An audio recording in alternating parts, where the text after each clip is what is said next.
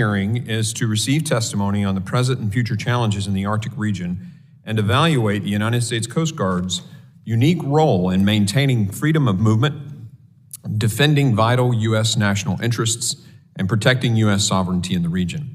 I now recognize myself for an opening statement. The United States faces a world fraught with peril. We have an unprecedented crisis at our southwest border. Israel, our closest ally in the Middle East, endured the deadliest attack on Jews since the Holocaust. Russia's ongoing and unprovoked invasion of Ukraine is the largest armed conflict in Europe since World War II. East Asia is on a hair trigger because of the expansionist tendencies of the Chinese Communist Party in the South China Sea. So you might be asking, why is the Committee on Homeland Security having a hearing about the Arctic? In Congress, our daily business is often dictated by the latest disaster or most recent crisis. And to be sure, there are plenty of those. However, during my time in the military and beginning at West Point, of course, I was taught to view the battlefield through a strategic lens and step back from the tactical situation to examine the whole of the operating environment. In this spirit, I believe it is time for the committee to examine the strategic and critical role of the Arctic region. The story of how the United States became an Arctic nation explains why the Arctic matters so much to us. In 1867, Secretary of State William Seward secured a treaty with the Russian Tsar Alexander II for the purchase of Alaska from the Russian Empire for a modest $7.2 million. Many U.S. senators were skeptical of Seward's vision when the treaty arrived in the Senate for ratification. However, the chairman of the Senate Foreign Relations Committee, Senator Charles Sumner, ushered the treaty through his committee, helping to secure its ratification. In his research, Sumner realized both the economic potential of Alaska's bountiful natural resources and the territory's strategic geographic position to the shipping routes of Asia. Nearly 7 decades later, the founding father of the United States Air Force, Billy Mitchell, declared in testimony to Congress, and I quote, "I believe that in the future, whoever controls Alaska controls the world. I think it is the most strategic place in the world," end quote. Mitchell's vision for the eventual 49th state proved shrewd. The United States Air Force based early warning radar stations, long-range bombers, and missile defense capabilities in Alaska during the Cold War due to its proximity to the Soviet Union. Passenger airlines also utilized Alaska as the global hub, so planes from Western Europe, East Asia, and North America could avoid traveling through restricted Soviet airspace.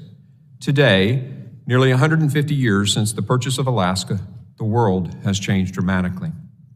Not surprisingly, though, the Alaskan Arctic remains strategically vital to the United States. The airspace in Alaska is the United States' first line of defense against intrusions by aircraft or missiles, as was brazenly reminded earlier this year with the surveillance balloon. U.S. military forces based in Alaska stand ready to deploy quickly to any theater of operations in the world, from Eastern Europe and the Middle East to the Western Pacific. As the sea ice recedes and the waters of the Arctic Ocean become traversable for longer stretches of the year, civilian and military maritime traffic has increased. This trend will only make Alaska even more strategically important to the United States, as Alaska lies at the confluence of the 2 major shipping routes through the Arctic to East Asia, the Northern Sea Route and the Northwest Passage. Our geopolitical adversaries recognize that control of the Arctic region is essential. Russia, which has the most territory and largest Arctic population, maintains a robust military presence in the region. Russia has 6 icebreakers. The United States currently has 2. Russia's proximity to Alaska makes its concentration of forces appear even more menacing. The Russian mainland lies less than 60 miles away from the west coast of Alaska. Additionally, just 2.4 miles separate the Russian island of Diomede and the American island of Little Diomede in the Bering Strait. To make matters worse, the People's Republic of China has absurdly claimed itself to be, quote, a near-Arctic state, and is attempting to impose its will through diplomatic pressure and increasing maritime transits by PRC vessels in Arctic waters. The PRC is also actively building out its own icebreaker fleet and its 2 existing icebreakers have operated in both the Arctic and Antarctic regions. Therefore, the United States must prioritize the Arctic as a region of national importance and one that is vital to our homeland security. And this committee has a crucial role to play in securing our strategic interests in the Arctic. The United States Coast Guard has operated in Alaska since the United States purchased the state. Today, with its icebreaker fleet and assets based around Alaska, the Coast Guard is a critical component of the U.S. national security posture in the Arctic, performing search and rescue operations in our austere environments and enforcing U.S. laws in our waters off the coast of Alaska. As maritime traffic increases, we must ensure that the Coast Guard maintains the ability to protect our coastline, enforce our laws, and save lives at sea. The Department of Homeland Security has a responsibility to protect our transportation sector and critical infrastructure from physical and cyber threats. Alaska hosts a multitude of important military bases and critical infrastructure sites such as the Trans-Alaska Pipeline, the Port of Alaska, and Ted Stevens International Airport, in addition to several military installations in Alaska and critical undersea cables connecting Alaska to the continental U.S. It is vital that the Department of Homeland Security work to deter potential attacks or attempts by adversaries to degrade or disrupt the operations of this critical infrastructure. Secretary Seward, Senator Sumner, and Colonel Mitchell recognize the enormous potential of Alaska in their time. We must not lose sight of their prescient vision in our time. I thank our witnesses for appearing before the committee today, and I look forward to their testimonies. The purpose of course, our hearing today, as I said, is to address the issues of opportunity and threat that the Arctic region poses. I'm going to defer the ranking member's statements until he arrives, and I would now like to introduce our distinguished panel of witnesses. Questions by members on the dais will be reserved for the witnesses on the second panel after the opening statement from our first panel. Senator Dan Sullivan has represented the state of Alaska since 2015. Senator, thank you for being here today, and I now recognize you for 5 minutes of an opening statement. Thank you, Chairman Green, Ranking Member Thompson. I'm very honored to be able to testify on this important hearing on the Arctic and Arctic strategy. And I commend the committee. To your point, Mr. Chairman, there's a lot going on in the world, but we got to keep our eye on all strategic areas of the globe and America's interests. So I commend the committee for undertaking this hearing to understand the complexities of Arctic security and providing me an opportunity to talk about the increasing significance of the Arctic region to our nation's security. The Arctic, as you mentioned in your excellent opening statement, and by the way, you're going to hear some repetition here because I think it was so good, but the Arctic is undergoing monumental changes. Sea ice is receding, opening an entire ocean that was previously unreachable. This allows access to a wealth of natural resources and makes available maritime trade routes that are thousands of nautical miles shorter than transits using the Suez Canal or Panama Canal. The strategic importance of this region, the Arctic, is unquestionable. Arctic security is American security. Despite that, we as a country are not properly postured to secure our vital national interests in this region. America is an Arctic nation because of Alaska. And Mr. Chairman, I appreciated a little bit of the history on my great state. By the way, $7.2 million, probably the best real estate deal in the history of America. Maybe the Louisiana Purchase, but they're both close. 2 cents an acre. My state is at the forefront of Arctic competition and guards the United States against threats from our competitors. We all know, and you mentioned it, Mr. Chairman, we are in a new era of authoritarian aggression led by the dictators Vladimir Putin and Xi Jinping. They are running hostile regimes that seek to control access to the Arctic region and, importantly and dangerously, are increasingly working together in the Arctic. Alaska's proximity to both Russia and China requires that my state play a vital role in securing America's interests in the Arctic. You mentioned Billy Mitchell. I never tire. My colleagues on the Armed Services Committee get a little bit tired of the quote, but I'll say it again since you already said it. Billy Mitchell referred to in a hearing in the Congress as Alaska is the most strategic place in the world. Fortunately, we have undertaken a military buildup there that needs to continue. Right now, Alaska constitutes 3 pillars of America's military might. We are the cornerstone of missile defense for the entire country. All the radar systems and all the ground-based missile interceptors are based in Alaska, protecting every city in the United States. We are the hub of air combat power for the Arctic in the Indo-PACOM region. For example, we have over 100 fifth-generation fighters located in Alaska, F-22s and F-35s. There's no place on the planet Earth that has over 100 combat-coded fifth-gen fighters. And to your point, Mr. Chairman, we are the platform for expeditionary forces, including the Army's new 11th Airborne Division that can deploy on a moment's notice anywhere in the entire Northern Hemisphere. But we need to make sure that Alaska becomes the logistical hub for the Arctic, for our power projection in the Arctic. In recent years, the Russian Navy has stepped up the scale of its exercises near Alaska. It is doing all kinds of bear bomber runs at our state. They're so common that they don't even make the news anymore, several already this year. Last year, Russia and China, for the first time, deployed a joint naval task force, 7 ships, to Alaska's waters. We responded. I love the Coast Guard, but we responded with 1 small Coast Guard cutter. I called some of our senior military and Coast Guard leaders saying, look, this is going to continue. If it happens again, we need to show a much stronger, robust approach. You may have read this summer, it happened again. This time 11 Russian and Chinese ships operating off the coast of Alaska.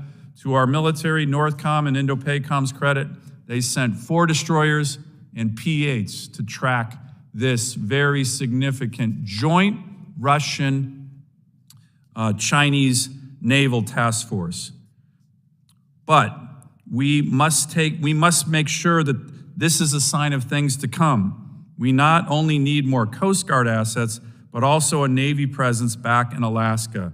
We will need to be able to respond more rapidly in the future to these kind of incursions. Unfortunately, and I love our Department of Defense, the DoD has been asleep at the switch on the Arctic. The leaders on these issues have been the House and the Senate. We have been pressing for provisions in the NDAA, in the Coast Guard bill, year after year to get our Pentagon and, quite frankly, our Coast Guard to focus more on the Arctic. As a matter of fact, right now the NDAA is being marked up. I'm going to hustle back over to the Senate side. It's our conference with the House and the Senate. We have my provision, the Arctic Security Initiative, in this year's NDAA to make sure that we focus on the Arctic. And to your point, Mr. Chairman, the United States has not invested in Arctic infrastructure.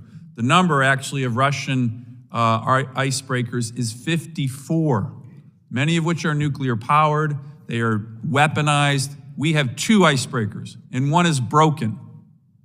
That's what we have.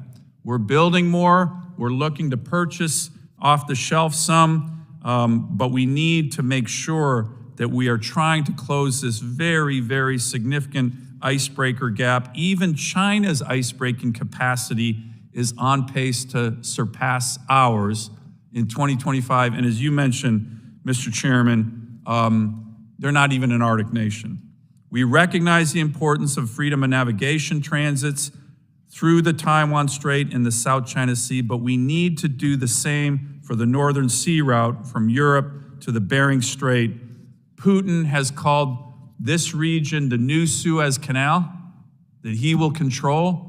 We can't let them do that. So I commend the Coast Guard on working to get more icebreakers, commend the Coast Guard cutter Healy that transited near the Northern Sea route near the Russian EEZ for making this difficult and challenging transit. But icebreakers, Mr. Chairman, are only the beginning. The level of infrastructure, domain awareness, reliable comms that are sufficient to support America's security needs in the Arctic are lacking. As I mentioned, Congress has made important progress. We've begun work on a deep water port in Nome, Alaska. That's Western Alaska in the Arctic region that can handle icebreakers, that can handle Navy destroyers.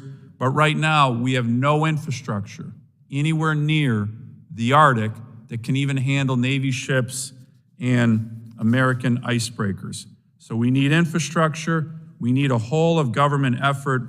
We must respond to bolster our presence, both military and civilian, to make sure that we can protect our national security interests, economic security interests, energy security interests, and environmental security interests that are so critical to our national security. I do want to mention one final thing. We need to do this in conjunction with all federal agencies and Arctic communities, especially the very patriotic Alaska Native communities, our indigenous communities that have been living in the Arctic for literally thousands of years and are some of the most patriotic Americans anywhere. So again, Mr. Chairman, this is a critical issue for the 21st century. It's a key area of great power competition against Russia and China, and I really want to commend you and the committee members to taking the time for this important hearing, and just very, very appreciative. Well, thank you for being here. We deeply appreciate it, and I know you've got to rush off to the conference. So got to make sure I get that Arctic security initiative provision in the bill. Totally get it. Thank you again, sir, for being here. The committee will stand in brief recess while the clerks arrange for the second panel of witnesses.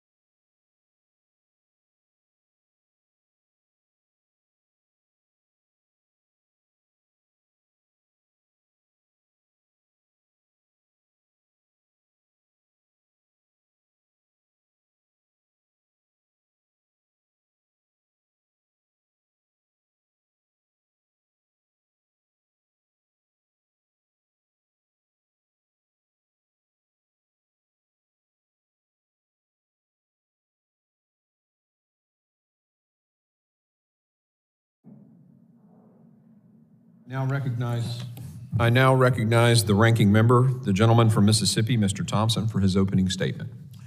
Thank you very much, Mr. Chairman. Good morning. I appreciate the committee holding today's hearing on Arctic security and its implication for the homeland.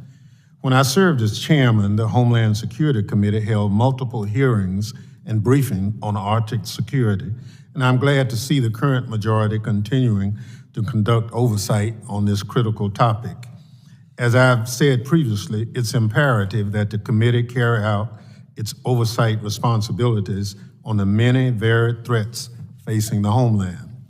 To be certain, the Arctic is a region of increasing importance to homeland security, and it is one area where I believe there's an opportunity for bipartisan cooperation. Time is of the essence. With climate change, Arctic waters are increasingly open to maritime activity like shipping, energy exploration, fishing, and tourism. Adversaries like Russia and China are trying to gain strategic advantage, and the U.S. must be ready to assert and protect its interests in the region. The Coast Guard is central to the United States' efforts and activities in the Arctic, but its capacity is severely limited by a lack of icebreakers. Currently, it has only one heavy polar icebreaker, the Polar Star, which was commissioned in 1976 and is well past its expected service life. The vessel is focused on work related to our research station in Antarctica, making it difficult for the Coast Guard to maintain a presence in the Arctic. Meanwhile, Russia has more than 50 icebreakers and has been building more, increasing its military presence in the region by opening new bases, reopening old ones, and enhancing its communications capabilities.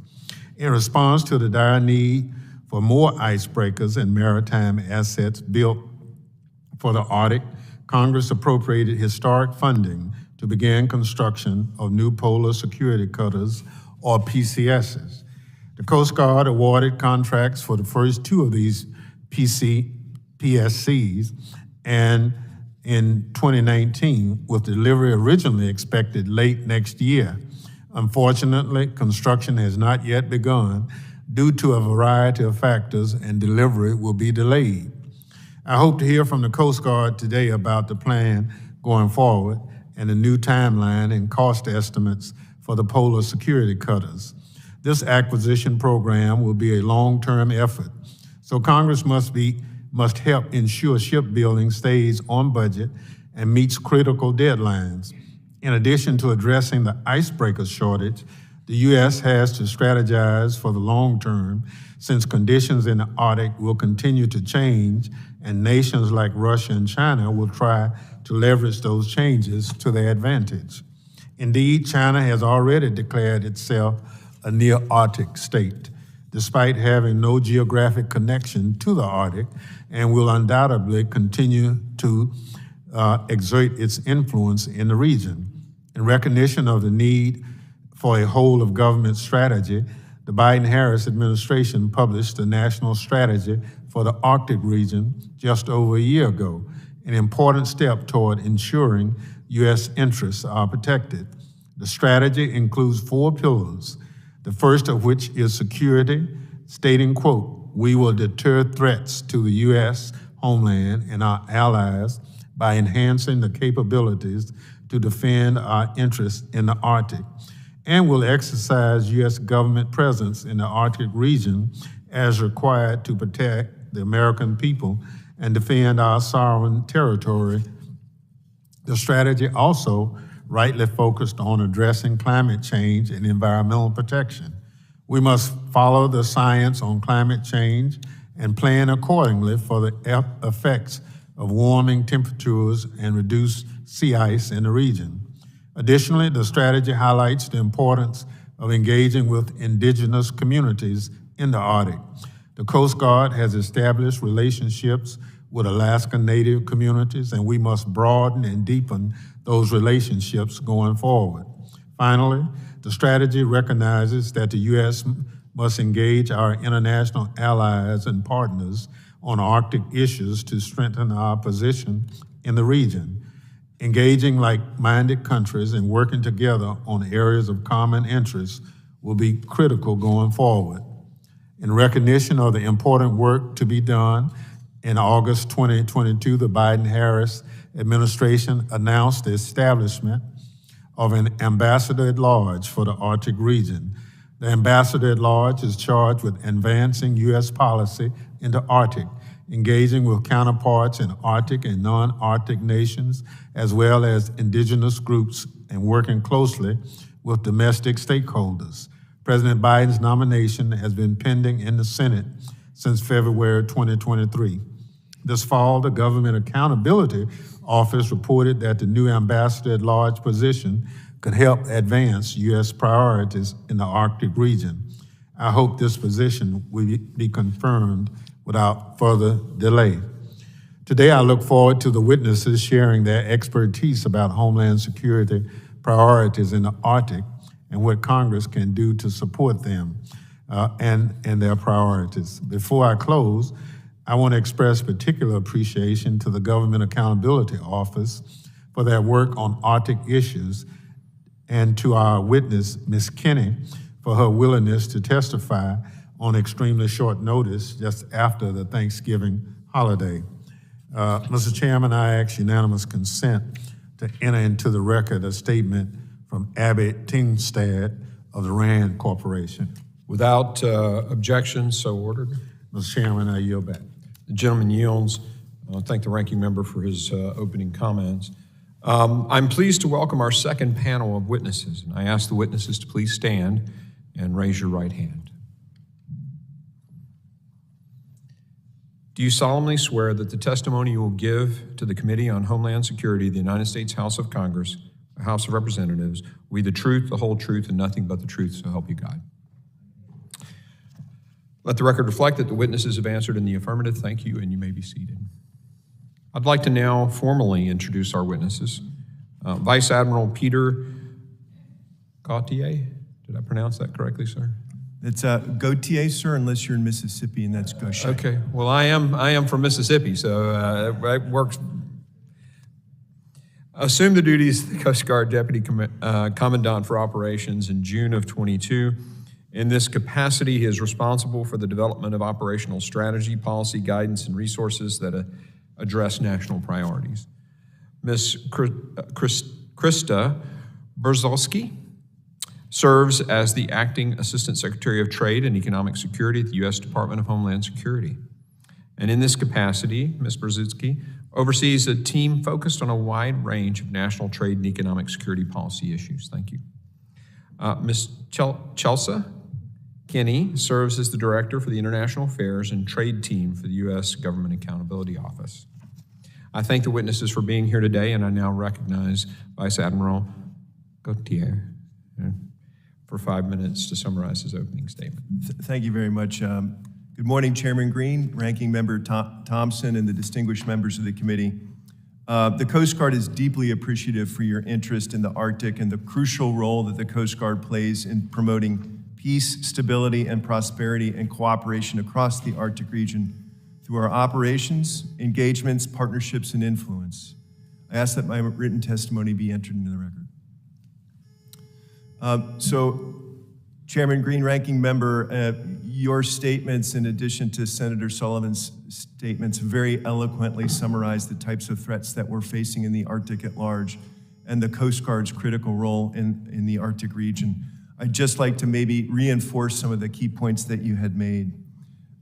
We are witnessing a dramatic transformation in the Arctic's physical, operational, and geostrategic environment. We're witnessing firsthand the increasing impacts of climate change and how it's opening up new access to Arctic waters. This drives greater activity in the Arctic region, and with it, increased risk across the maritime sector. And the Coast Guard is deeply concerned about the rising strategic risk to our nation as Russia and China compete for diplomatic, economic, and strategic advantage and influence in the Arctic.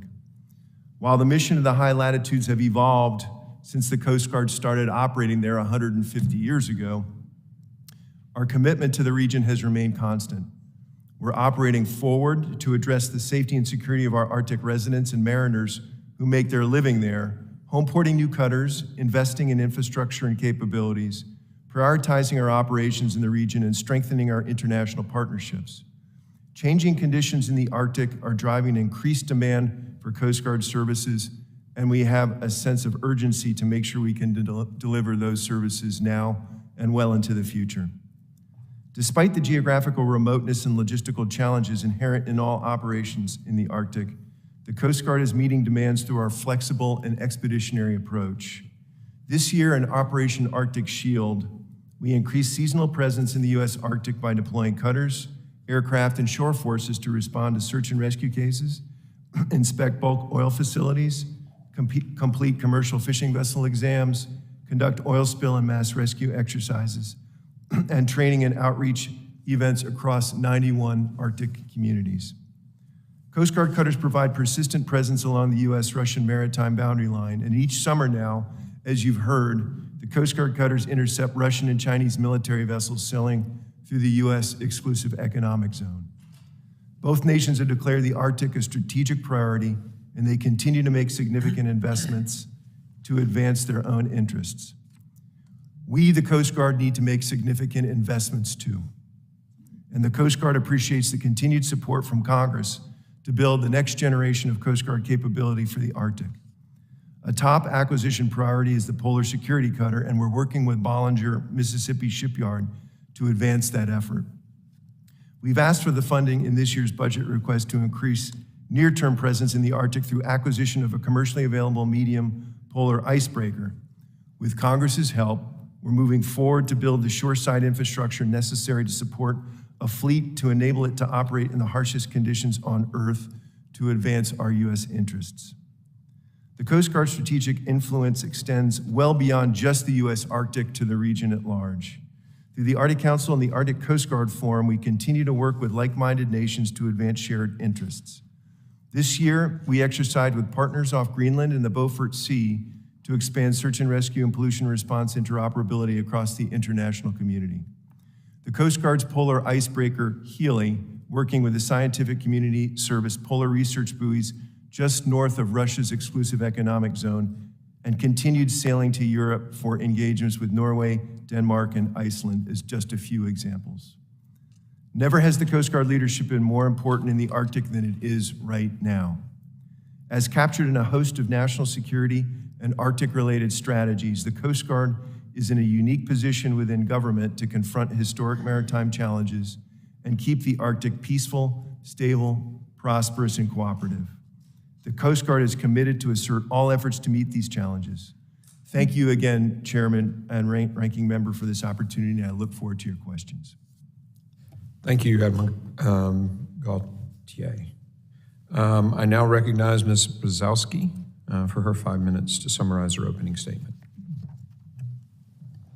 Thank you so much, and good morning, Chairman Green, Ranking Member Thompson, and distinguished members of the committee. Very much appreciated, and I'm honored by the opportunity today to discuss the Department of Homeland Security's ongoing efforts in the Arctic. All nations recognize the importance of the Arctic. Both our allies and our strategic competitors jockey for diplomatic, economic, and military advantages in a region with immense natural resources, trade, and geopolitical importance. Despite this competition, however, the Arctic is a space where the world can cooperate and work together to advance scientific research and ensure public safety. As an Arctic nation, the United States must protect and safeguard the Arctic for the benefit of all. At DHS, we view Arctic security as homeland security, and we're dedicated to safeguarding the space. The brave men and women of the department work tirelessly to secure Arctic lands and waters. U.S. Customs and Border Protection, for example, protect 15 ports of entry and 1,500 miles of land border, working alongside U.S. Coast Guard and 33,000 miles of maritime border throughout Alaska. We also have the Cybersecurity and Infrastructure Security Agency, or CISA, who work closely with communities to protect critical infrastructure and resources in the region. When disaster does strike, the Federal Emergency Management Agency, or FEMA, under the Department of Homeland Security, stands ready to help communities in need. Homeland Security Investigations, or HSI, personnel protect Arctic communities against malicious actors, such as transnational criminal organizations and nation-state actors. And of course, across air, roads, and railways, the Transportation Security Administration, or TSA, ensures safe travel throughout the Arctic. To achieve this diverse mission, DHS works in close partnership with key allies to enhance our work across the region. For example, Secretary Mayorkas established the first ever Tribal Homeland Security Advisory Council last year to strengthen our partnerships with the tribal nations. Moreover, earlier this year, the department began work to establish a new Center of Excellence for Homeland Security in the Arctic to leverage the intellectual power of the U.S. academic community. DHS continues to be a leader in developing and advancing the President's Arctic Agenda, which, as we've heard, seeks to pursue an Arctic that is cooperative, stable, peaceful, and prosperous. The department was a key contributor to the implementation plan for the national strategy for the Arctic regions and continues to work to enact these goals. This plan, established last month, highlights the importance of Homeland Security priorities in the Arctic agenda. DHS has been a strong advocate for this holistic approach to Arctic security, to highlight the need to safeguard Arctic communities from all hazards and to promote economic security. In this vein, I'm honored to echo President Biden and Secretary Mayorkas' announcement just this last Monday, regarding the establishment of a DHS Supply Chain Resilience Center. The new center will enhance the department's position to minimize disruptions from all hazards that threaten critical trade infrastructures and the supply of key goods and services to U.S. citizens in Alaska and across the country. Moving forward, DHS will continue to innovate and adapt to meet the evolving challenges that we see in the Arctic. We will continue building on our successes and partnership to advance Arctic homeland security. And to that end, I'm also proud to announce that the department will release our 2024 DHS Arctic Action Plan early next year, in line with the administration's goals for the Arctic. The plan will build on the implementation plan just released by announcing specific DHS milestones that the department will use to achieve our evolving security goals in the region. So again, thank you to the committee and its members for the interest in this very important effort and for the opportunity to testify, and I look forward to your questions. Thank you, Ms. Brzezowski. Thank you for being here. I now recognize Ms. Kinney for 5 minutes for her opening statement. Chairman Green, Ranking Member Thompson, and members of the committee, thank you for the opportunity to be here today to discuss GAO's work on U.S. priorities and diplomacy in the Arctic. My testimony focuses on key factors that affect the advancement of U.S. Arctic priorities. Arctic-related issues have increasingly become global issues. In recent years, the effect of climate change, technological advancements, and economic opportunities have driven increasing interest and activity in the Arctic region. Escalation of great power competition between the US, Russia, and China has also heightened tensions in the Arctic's geopolitical environment. Russia's full-scale invasion of Ukraine in February 2022 has further affected coordination among Arctic states and changed the security landscape, including seeing additional Arctic states join NATO. The US has articulated its Arctic priorities through a series of strategies since the 1970s. The most recent strategy was published in October 2022 and serves as a framework for addressing emerging challenges and opportunities in the Arctic. The strategy identifies 4 pillars spanning domestic and international issues, from security to international cooperation and governance. Over 40 federal entities informed the strategy, which illustrates the breadth of federal entities with Arctic roles and responsibilities. Our September 2023 report identified areas in which the federal government's management of U.S. priorities in the Arctic has been successful and what might limit future efforts. We spoke with Arctic experts and officials from federal agencies, the state of Alaska, Alaska Native organizations, and other Arctic countries. Here's what we heard. First, what's working well? We heard White House-led coordination and Arctic Council engagement are providing important mechanisms for interagency coordination and global influence on Arctic issues. Notably, we heard that the Arctic Executive Steering Committee provides a mechanism for information sharing on interagency Arctic projects and strategy efforts. Further, other Arctic countries said the U.S. provides important expertise to the region on things like wildfire management, search and rescue, climate change, and sustainable development through its involvement in the Arctic Council. Second, what's not working as well? Stakeholders said federal agencies weren't meaningfully coordinating with the state of Alaska or Alaska Natives. Specifically, we heard that coordination was often irregular and last minute, and input was repeatedly provided and not addressed. Inconsistent Alaskan input is an even greater issue, given another concern we heard: the limited awareness among Americans about Arctic issues and related U.S. activities. Stakeholders suggested that an increasing understanding of Arctic issues and their importance to the overall U.S. goals would be important to successfully implement the new Arctic strategy. They also questioned the depth of federal agencies' understanding of the region, given that some agencies cover broad geographic areas from offices located far outside of Alaska. Third, an area of opportunity. Stakeholders were supportive of the creation of the Arctic Ambassador-at-Large position in August 2022.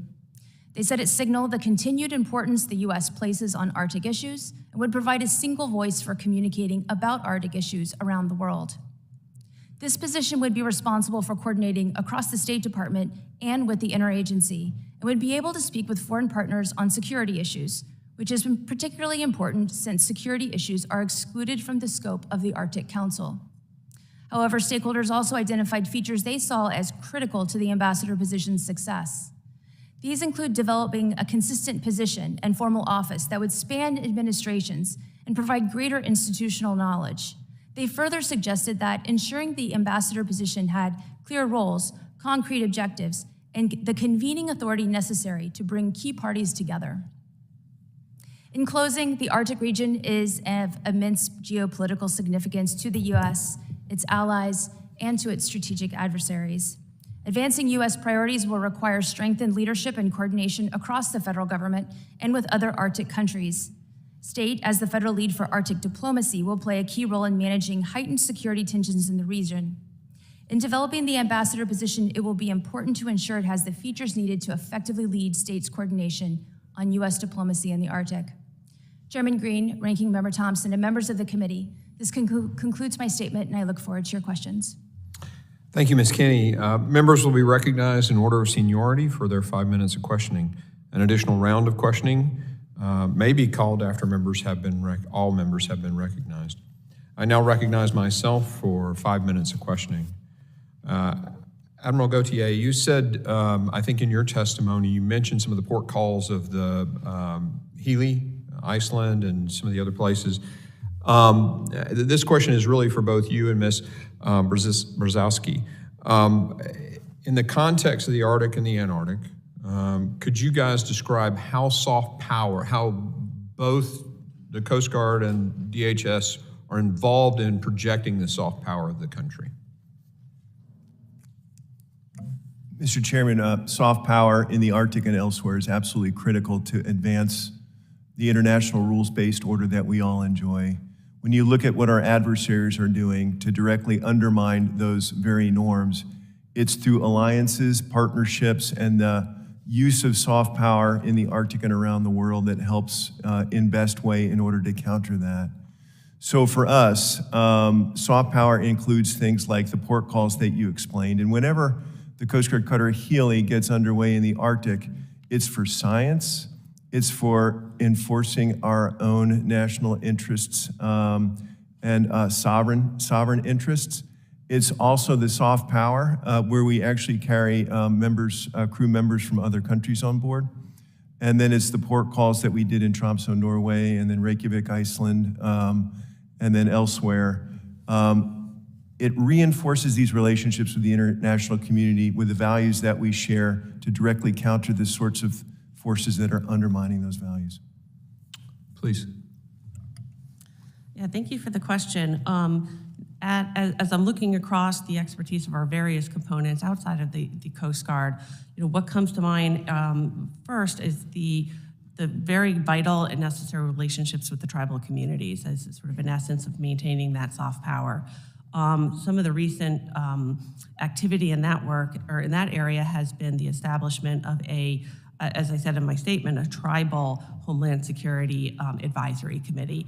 And that is indispensable in getting the perspective of the local community where we might not have as robust of a physical presence in the areas where they are. 2 Alaskan Natives are part of that community or of that advisory committee and lend their particular expertise and perspective. I also think looking across to what our Federal Emergency Management Agency, or FEMA, does, not only in the area post a disaster or helping to respond to something that has happened, but have a very robust presence with the allocation of grants and engagement with communities in a very proactive way to use their authorities, use their grants, and use their expertise to work with communities that may have been impacted by climate change, erosion, or their communities are needing to shift. And so very robust grant programs in that area that can assist with the development of some of the soft power that you're mentioning. Thank you. Admiral Gautier, if I were to ask you, what is your number one most needed thing that Congress can help with, what would it be? Congressman, we need your continued support to build out our polar security cutters and rapidly accelerate us into the future where we can have a greater capacity for icebreakers. So another cutter. Tell me, what is the let's say 10 years from now, what is the total number needed 10 years from now? As a result of a congressional requirement, the Coast Guard recently did an analysis and completed a report and submitted it to Congress on the fleet mix that we think we need to answer your question. And the answer that we have is 8 to 9 icebreakers. And that's a mix of heavy icebreakers like the Polar Star and the Polar Security Cutters that we're building now, and medium icebreakers like the Healy that have shallower drafts and can get into tighter spaces and shallower areas. I was been fortunate enough in my congressional delegation travel to be on a Norwegian icebreaker and to be on a Finnish icebreaker. They seem to be able to build those pretty inexpensively. What are your thoughts on leasing versus owning? We've been considering leasing for actually a number of years, and we are really, really challenged in order to do that for a couple of different reasons. The first is that an icebreaker, a security cutter, is essentially a U.S. sovereign warship. It's a military vessel. And when we lease a vessel, we're really challenged to have the kinds of presence and authorities, capabilities that we would like to have on a leased vessel. The other is that there's some rules for scoring that just on the budget that make it really impractical. Well, thank you for sharing that. I now recognize the ranking member for his 5 minutes question. Thank you very much. Admiral, the Congressional Research Service has noted that commercial fishing, shipping, oil and gas development, and tourism in the Arctic is on the rise as the ice decreases. One of the things we see is in other parts of the world, China and Russia kind of exploits certain opportunities. Do you see that as a potential, those areas as potential for exploitation on the part of Russia and China? I do, Ranking Member, and that's because Russia and China have said so. If you read the Chinese Arctic strategy, they describe, as we have here, that an opening Arctic region provides opportunities for resource exploitation, minerals, oil, fishing, that they are interested in. Russia views the Arctic as absolutely essential to its own vital interests for maritime trade, and they've declared that just recently that they intend on operating shipping in the Northern Sea Route year-round. So we do expect that there will be increased activities from Russia and China in that area. We aim with the international community to ensure that that's in accordance with international rules and norms and lawful. Thank you. Ms. Kinney, you talked a little bit about the ambassador at large, his job, and the fact that it's, at this point, lacks confirmation. Do we have, to your knowledge, someone who's fitting that role on a temporary basis, or how is it operating at this point? Thank you for the question. The ambassador at large position is, according to the State Department, something that would elevate the prior U.S. Arctic coordinator position, which is currently vacant. But this vacancy, this inconsistent staffing at this particular position has been a problem for a long term. Before, the U.S. coordinator served for 2 years, but recently vacated this summer. Prior to that, there was a several-year lapse, and then there was a special representative that served in the same function. Basically, there's been different positions with different levels of seniority, different responsibilities within the State Department that have intermittently provided this kind of leadership. However, we heard again from stakeholders that it was really important that we were able to find consistent leadership for this particular role within the state and, of course, across the interagency and with our Arctic partners that had the right convening authority, the right line of effort, a line of coordination to the Secretary of State, and a deep bench, really developing the institutional knowledge to be able to provide that kind of broad Arctic leadership over a period of time. So, I hate to butcher your name, but Ms. Brzezowski? I have a feeling you're talking about me. Yeah. Yeah. You got it. You got it. I got it? You got okay. I have that Mississippi challenge too. Yeah, right. There's a silent Z-O. Well, based on what Ms. Kinney just said, is that pretty much your assessment of how things are working right now? I really would have to defer to my Department of State colleagues, but I can say that the nomination of the new position is something DHS certainly supports, and and State Department's role in just providing that convening capability, the diplomatic role that is played by that position is absolutely indispensable. Yeah, well, you talked a little bit about coordinating with people in that region from your perspective. Tell us a little bit about how that works.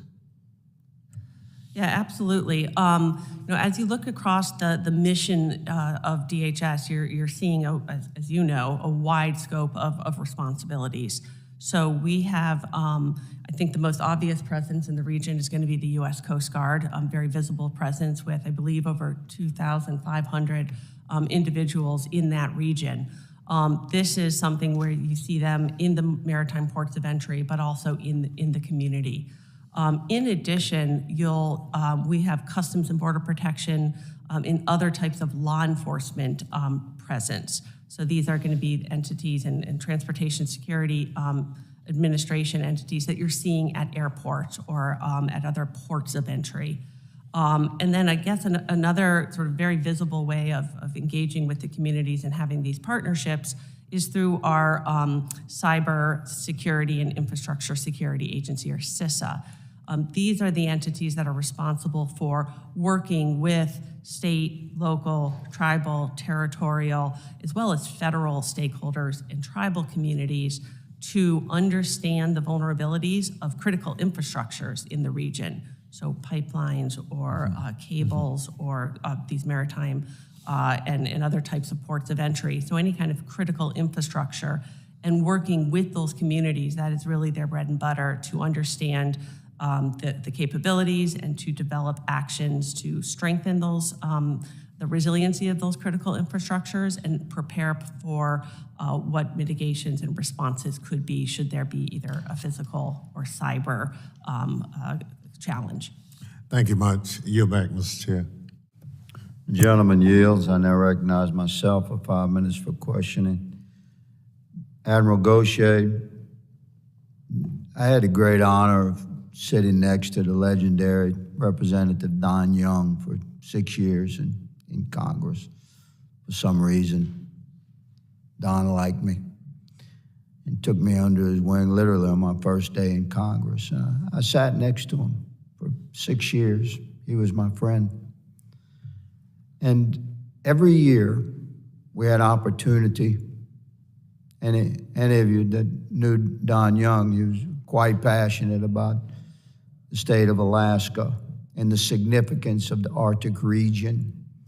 And every year during the NDAA debates and appropriations discussions, we would talk about the need to grow and enhance and strengthen our response capabilities and patrol capabilities in the Arctic, and the need for icebreakers. And Don shared a wealth of knowledge with me that he had garnered over the course of over 4 decades of service in Congress. And I came to understand that he was completely accurate with his assessment. We must have American-built and American-owned, American-flagged and piloted icebreaker vessels. And Don also clarified that there's a place for leasing as well. That in the enhancement of our ability to respond, especially for the Coast Guard, but to include the Navy, there's a place for leasing, but we must have ownership. And I've never quite had it explained with such clarity as you stated, Admiral, regarding the response capabilities and the authority of an actual Coast Guard owned or a United States government-owned vessel. And in international waters, what that means and signifies, should we face threat, which we face increasing threat from the Chinese and the Russian presence in the Arctic. And to focus on the polar security cutters, if I may for a moment, Admiral, I'd like to ask you, you're aware that the shipyards of America play a significant role with developing our fleets for the Coast Guard and the Navy. And Bollinger Shipyard is a Louisiana-based shipyard. They work with the Coast Guard on many contracts. And they recently took over the PSC, the Polar Security Cutter contract. They took great risk assuming that contract, a massive amount of risk, from Halter Marine in 2022. The contract was awarded in 2019, and in my opinion, it has many challenges. Not only does the contract include production of a vessel that has not been built in 50 years, but inflation over the last 2 years has caused an incredible rise in production costs. So how is the Coast Guard working with a United States shipbuilder like Bollinger to help them perform within the parameters of the reality of inflation to produce a much-needed ice-breaking vessel, a polar security cutter? How is the Coast Guard working with the shipbuilder? First, Congressman, there's a lot of affection for Congressman Young and the United States Coast Guard. We would not be who we are in Alaska today without his enduring support. In terms of shipbuilding and Bollinger, very closely with Bollinger. We knew that we would have challenges with this particular acquisition. We haven't built a heavy icebreaker in the United States for 50 years. This is the most complex Coast Guard cutter that we will have ever built, and we knew there would be risks and challenges in the process. With Bollinger taking over or taking ownership of the shipyard, we're encouraged at the progress now and the acceleration that they're providing in that particular contract. I was just down there with some of our senior acquisition professionals in October to look at what's going on. They're making progress on the detailed design, and we hope and we believe that construction will be able to begin in 2024. You have a high level of confidence that it will be able to move forward effectively without delay? I don't want to in any way gloss over the really substantial challenges in this very unique vessel type, but we really do believe that we're building a ship and we're building a shipyard at this. Yes, sir. Thank you, Admiral, for your response. You can look forward to a great cooperative effort with my office and this Congress. I now recognize my colleague, Mr. Correa, for questioning for 5 minutes. Thank you, Mr. Chairman. I want to thank the witnesses for being here today, your good testimony. And Admiral Gaudier, I just wanted to say, over the years, I come to appreciate the good work the Coast Guard does. I don't think people realize that not only are you in the Arctic, you're in Antarctic as well. You're as far out as North Korea enforcing the laws in that area when it comes to trade. You're in the Caribbean doing some anti-narco interdiction. You're all over the place. We talked today about the Arctic. We talk about the fact that we're trying to build another cutter, icebreaker. In my opinion, we're never going to equal the assets Russia or China have or can produce. What are the multipliers out there we can rely on? Ms. Brzezowski, you talked about soft power. Let's think about playing not checkers, but chess here. The Antarctic, the Arctic, the Americas. We have 2 wars going on right now, possibly a third. And we've got to take care of the home base, the Americas. And I think this is what really we're talking about here. I keep hearing the echoes here of we haven't invested enough to protect our northern border. We haven't done enough to protect the resources. And frankly, given every bet we got to cover around the world, it's going to be challenging to do all the above. But you know what? I think the American public expects us to do our job, and that is to make sure we protect Alaskan territory, American water rights, resources in that area, as well as all the way to Antarctica. General question to you, Admiral. What's the resource multiplier here? How do we get it done? Today, not tomorrow, and tomorrow as well. Thank you for your kind remarks about the Coast Guard, Congressman. The Polar Star is en route from Hawaii to Sydney, Australia for a quick port call before going into Antarctica. So that's happening as we speak. So, you know, a lot of this is being driven by this number 54, 55 Russian icebreakers. To put that in context, they're employing those icebreakers differently than we might think. Many of those icebreakers are local, and they're there just to break out their harbors, break ice in their harbors to manage their own maritime trade. We actually have a fleet of Coast Guard cutters, small Coast Guard cutters in our eastern and Great Lakes ports that do that very thing. So we can't compare apples to apples, so to speak, in general terms, but again, how do we make sure we're doing our job in terms of the resources, the multipliers? We have other assets they don't have. Please continue. So we don't need parity, sir, with Russians. We do need more. We do this by aggressively managing our risk portfolio. 11 statutory missions in the Coast Guard. We operate globally, but the Homeland is our most important place that we operate here, which is why we have a razor-sharp focus on our key missions that save lives, like search and rescue, like law enforcement, like boating safety. Keeping our maritime transportation system open is absolutely critical. And that's why when we talk Arctic, there's a much broader portfolio of Coast Guard needs that we have in terms of building our offshore patrol cutters, and we just launched the first offshore patrol cutter in Florida a couple of weeks ago, making sure that that acquisition moves forward smartly. But Congressman, I'll share with you, our major challenge and benefit here is people. The men and women of the Coast Guard are absolutely extraordinary. Yes, they are. We are challenged with a historic recruiting problem that's similar to the other services are happening. I'm going to ask a written question. I'm going to submit a written question to you on this area. Ms. Brzezowski, I'm going to do the same, but I'm going to ask it here, which is, what are the soft power multipliers as we really look at the Americas here? It's kind of our, you know, not our sovereign territory, but our backyard. How do we take care of this?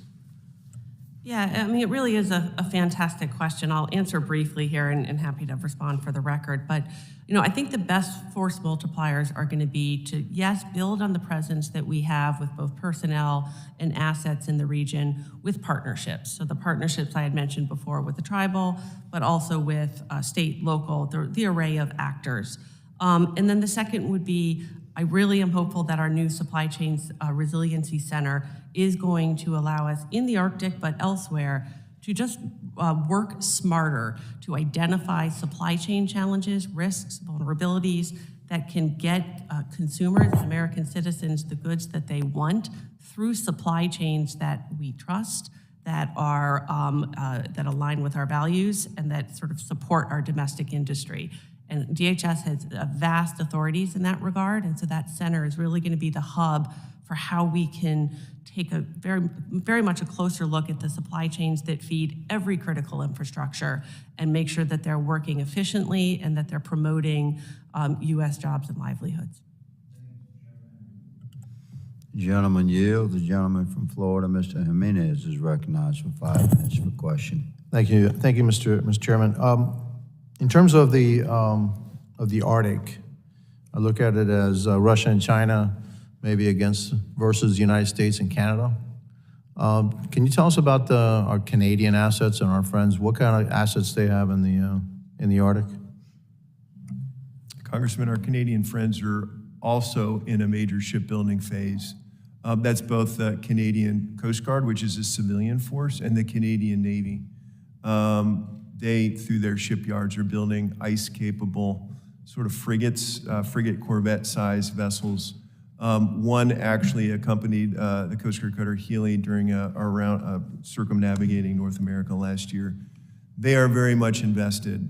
Congressman, I'd also extend that effort to our partners in Scandinavia and in the other Arctic Council nations. We are all feeling the same pressure to keep the Arctic safe and secure, and they're all making investments with us. Are the investments made by our friends also, do you think that they're sufficient, that they need to be stepped up? Obviously, our efforts need to be stepped up too. We have 2 icebreakers, and one you said is broken right now, not operating, or? The Healy had some steering issues. Those are fixed, and it's on its way to the Panama Canal. So we have 2 operational.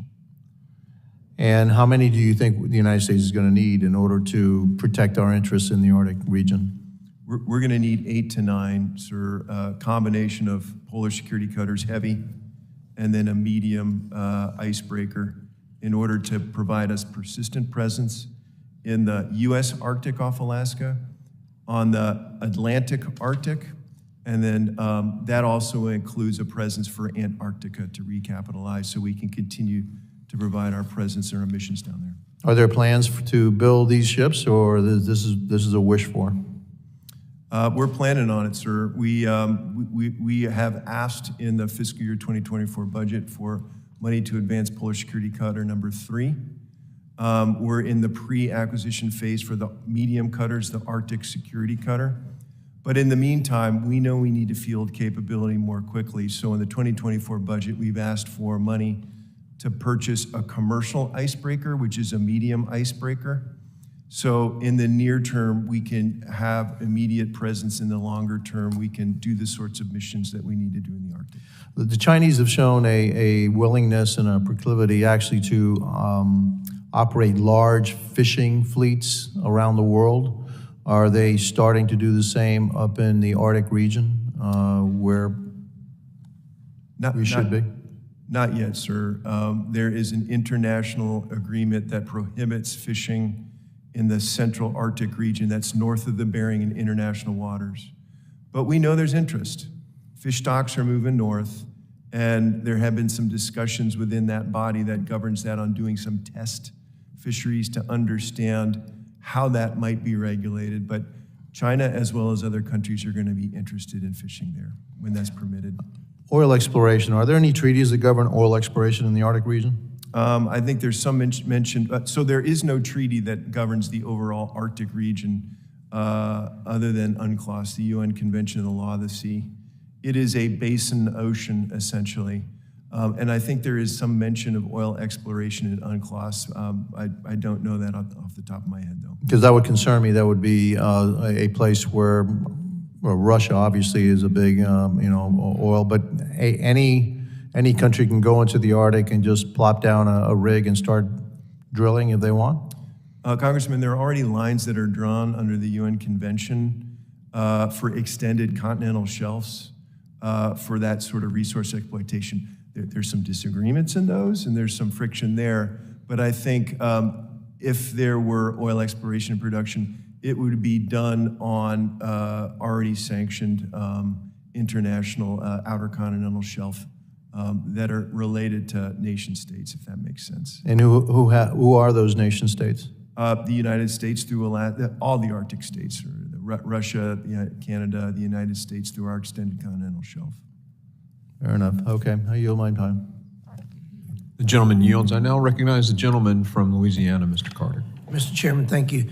Yesterday, I had the pleasure of hosting a field hearing in my home state of Louisiana. I'd like to personally thank the chairman of the subcommittee, Mr. D'Esposito, and ranking member Thompson for joining me in Louisiana for what proved to be a very successful field hearing. Climate change is being felt worldwide with several and severe natural disasters like hurricanes, droughts, and wildfires. Admiral Gaucher is from the part of the world that I'm from. I was a captain in the port of New Orleans. Gaucher sounds great to me. Gaucher sounds good. Fantastic. How does the Coast Guard actively incorporate climate change considerations into its operational strategies? And what specific measures or initiatives are in place to address the anticipated impacts on maritime and coastal security, sir? Congressman, recognizing that climate change was just going to change the way the Coast Guard had to do business, we drew up a strategic plan for that covers 3 different efforts. The first is we need to be able to respond to more and more frequent natural disasters.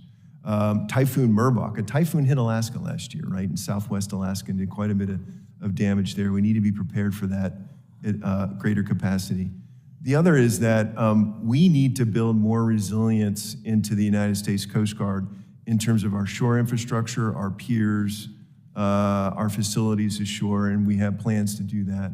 And the third one is that we're a regulator, and actually we lead the delegation to the International Maritime Organization that negotiated in the international community carbon caps on international shipping by 2050. So as a result of that, through U.S. efforts with the Coast Guard delegation, we negotiated that by 2050, international shipping needs to be zero carbon. Excellent. How's the Coast Guard collaborating with other agencies to adapt the changing climate and ensure effective responses? One of the things that we talked about in New Orleans yesterday was making sure that these interagencies were working together and not duplicating efforts, and making sure that we're complementing each other in our effort to counteract climate change and bring the greatest results. Yeah, through a lot of different ways. In terms of what our goals are going to be internationally, we work through the State Department as their lead in those efforts. Here domestically, I mean, we look at FEMA as being the preeminent federal organization in terms of building national resilience, and so we follow. We take the FEMA recommendations when we're building our own, our new facilities and so on. National Weather Service and NOAA is absolutely critical in their advancing in the science and forecasting and helping us understand what storms in the future and what Coast Guard impacts might be. Not on this matter of climate change, but I do want to give a particular shout out to the Coast Guard and the Corps of Engineers for working with my office in Louisiana. As you may or may not be aware, there was a tragic accident a year or so ago where several children found themselves finding an attractive nuisance to cool themselves off in the river. A report was recently completed, and we'll be working on remedial measures to protect young people or anyone from the allures of the Mississippi River and the danger that it poses. So just want to say thank you to you guys for being very diligent and moving forward on that. Ms. Kinney, how does these agencies coordinate to make sure that you leverage each other's work and not duplicate efforts? Thank you for the question. So there are a number of domestic and internationally focused coordination efforts that exist across the government. And it's really important because for the development of the national strategy, we saw over 40 federal entities actually contributed to that. So there really is a whole government approach. There really is, every agency is really an Arctic agency when you think about the support that they're providing to Alaska. So we found a couple of things. We heard positive feedback from the Arctic Executive Steering Committee and their role in coordinating the domestic agencies and interagency projects and their development of the strategy. And we, again, heard positive feedback about the U.S. participation in the Arctic Council in terms of working with our other Arctic states. Fantastic. In 20 seconds, I need each of you, if you can, just tell us, you're here with us now. We're very grateful for your presentations. Tell us, what can we do as a committee to improve interagency coordination with the Arctic? Is there some silver bullet, if you will, that sitting before this committee, if there's something we can do to assist each of you more, what might that be? And a second each. One thing we pointed out was in continuing to monitor the implementation of the national strategy. There are some long-term investments that will need to be made and some agencies that will need to work together to be able to make those kinds of investments. It's important that we're monitoring the implementation, ensuring those agencies have the resources. I would have to say the moving forward of the ambassador at large position. It's not a direct DHS equity, but certainly one that I think my colleagues at the Department of State would appreciate.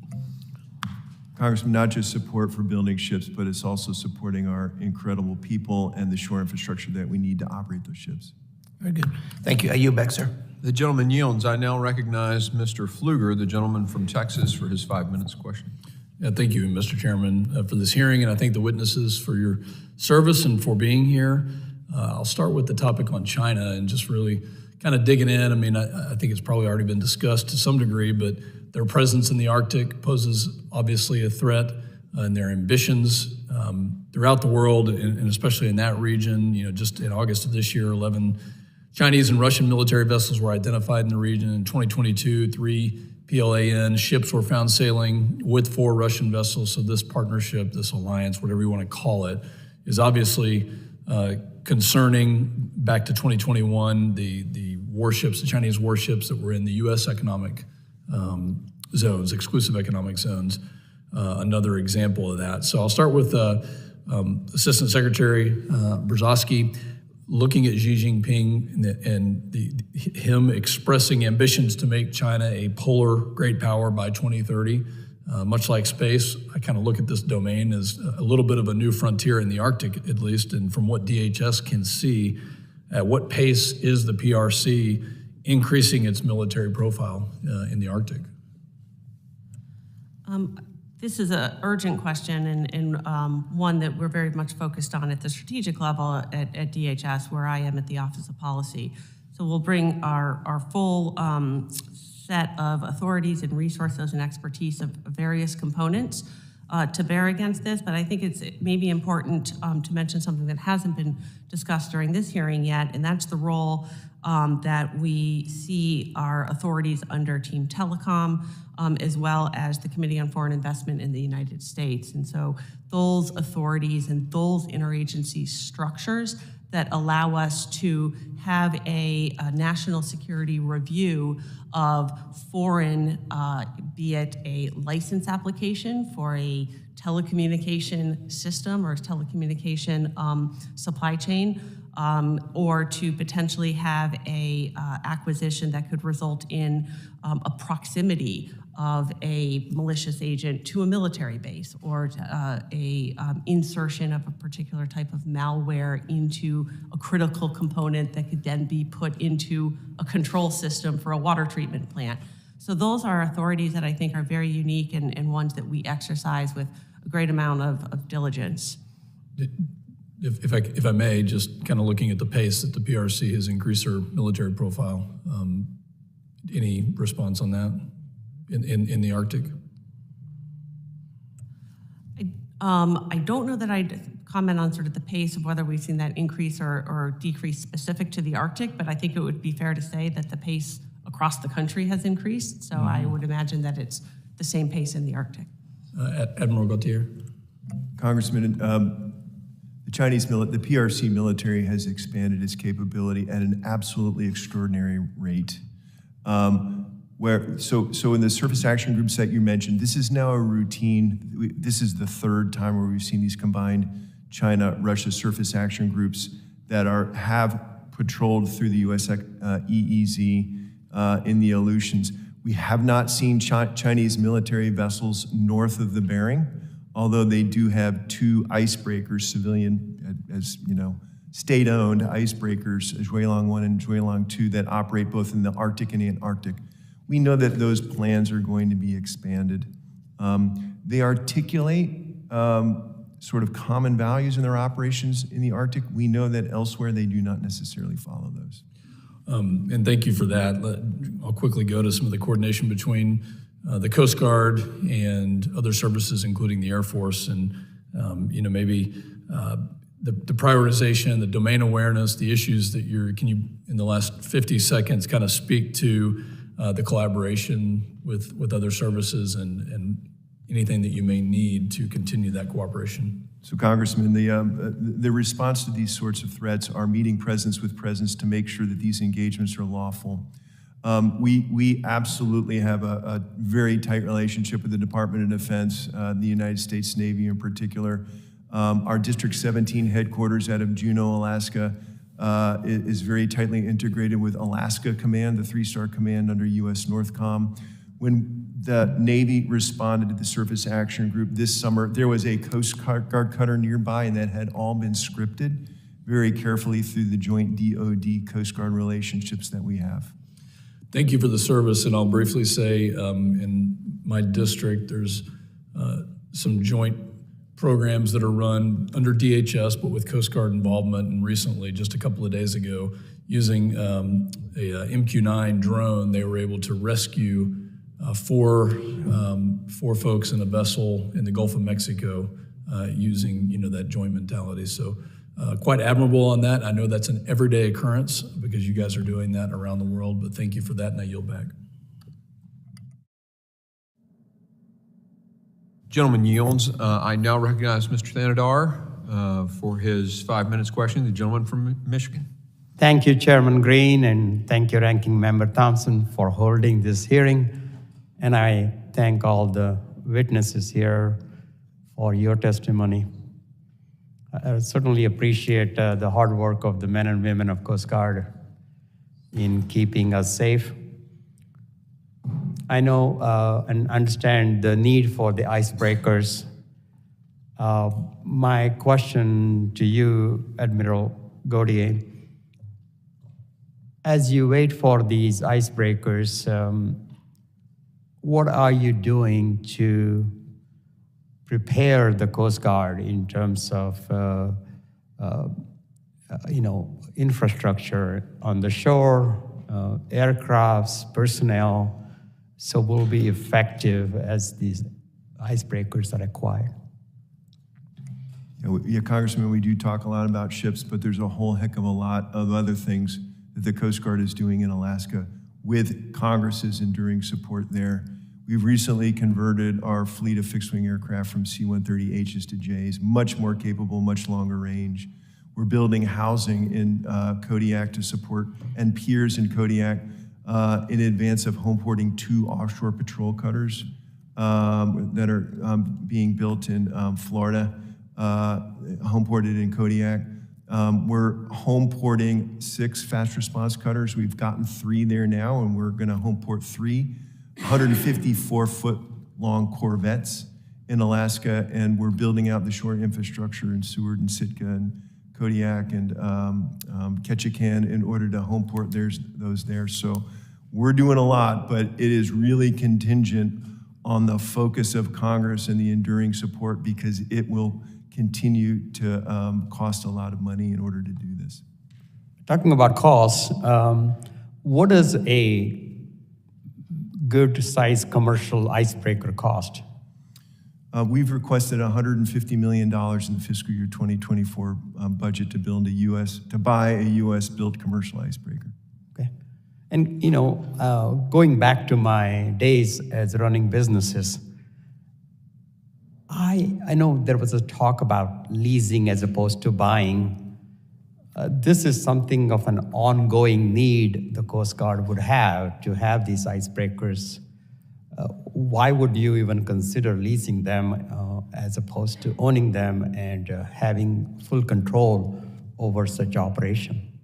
We had examined leasing because there was congressional interest in us leasing, and I think 2 lessons came out of that, and it's really that, again, these are naval vessels, they're warships, they need to operate with the full sovereignty of the United States of America, which leads us towards purchasing.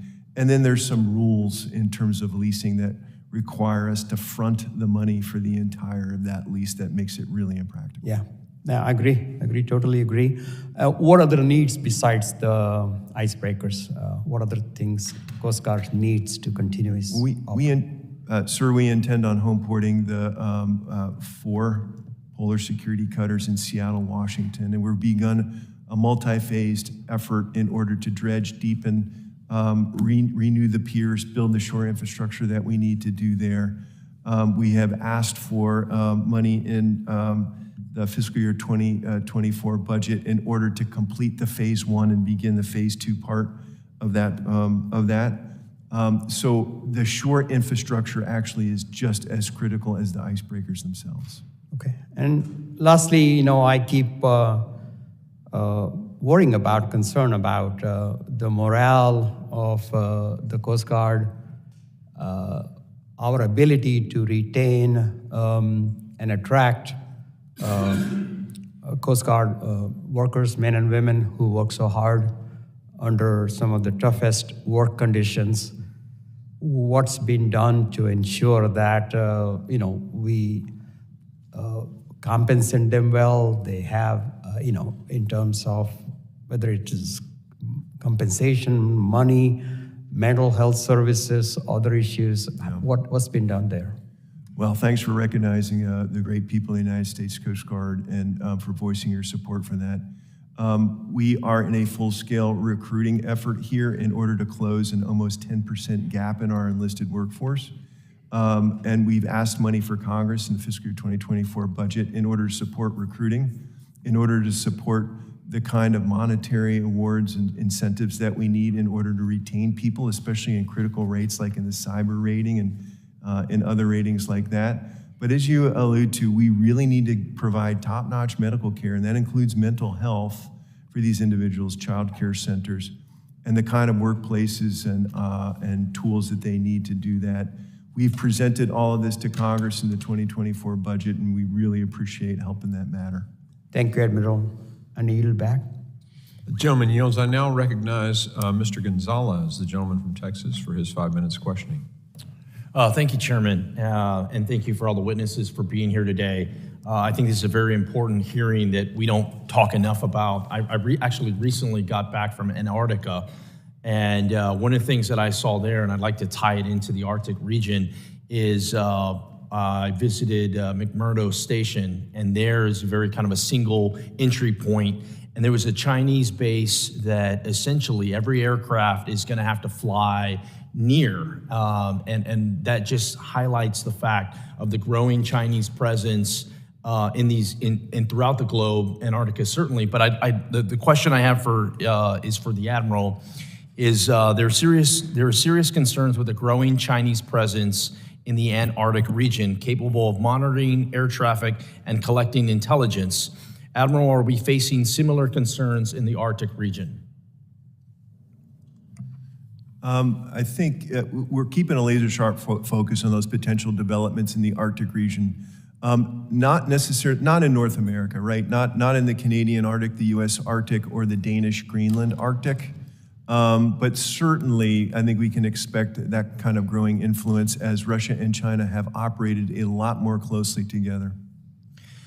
I'd like to build off of that. Maybe not necessarily the permanent infrastructure, but can you talk to a little bit about maybe joint exercises or things that kind of a force, show of force that China, Russia in particular have done, whether it's in the Arctic region or to highlight their ability to fight in an Arctic environment? Yeah, certainly. I think in this environment that we're in, where Chairman Xi and Putin have expressed an unlimited relationship, right? We are seeing growth in how Russian and Chinese militaries are operating together. The latest example of this is the flotilla of vessels, the surface action group of 11 or so vessels that transited through the Aleutian, the U.S. exclusive economic zone. We are now seeing that every summer. Excellent, thank you. My next question, also for your Admiral, the Port of Nome in Alaska recently announced its plan for an extensive expansion that would make the port the United States' first deep water Arctic port. While the project is being undertaken through a combination of federal, state, local, and private funds, the port has already publicized that it will be capable of docking military vessels. Does the Coast Guard have a plan to utilize this port for operations in the Arctic? Yeah, well, as the Army Corps of Engineers did the feasibility study, we worked very closely with them to provide them things like what the drafts of our icebreakers would be and advise them as they completed that study.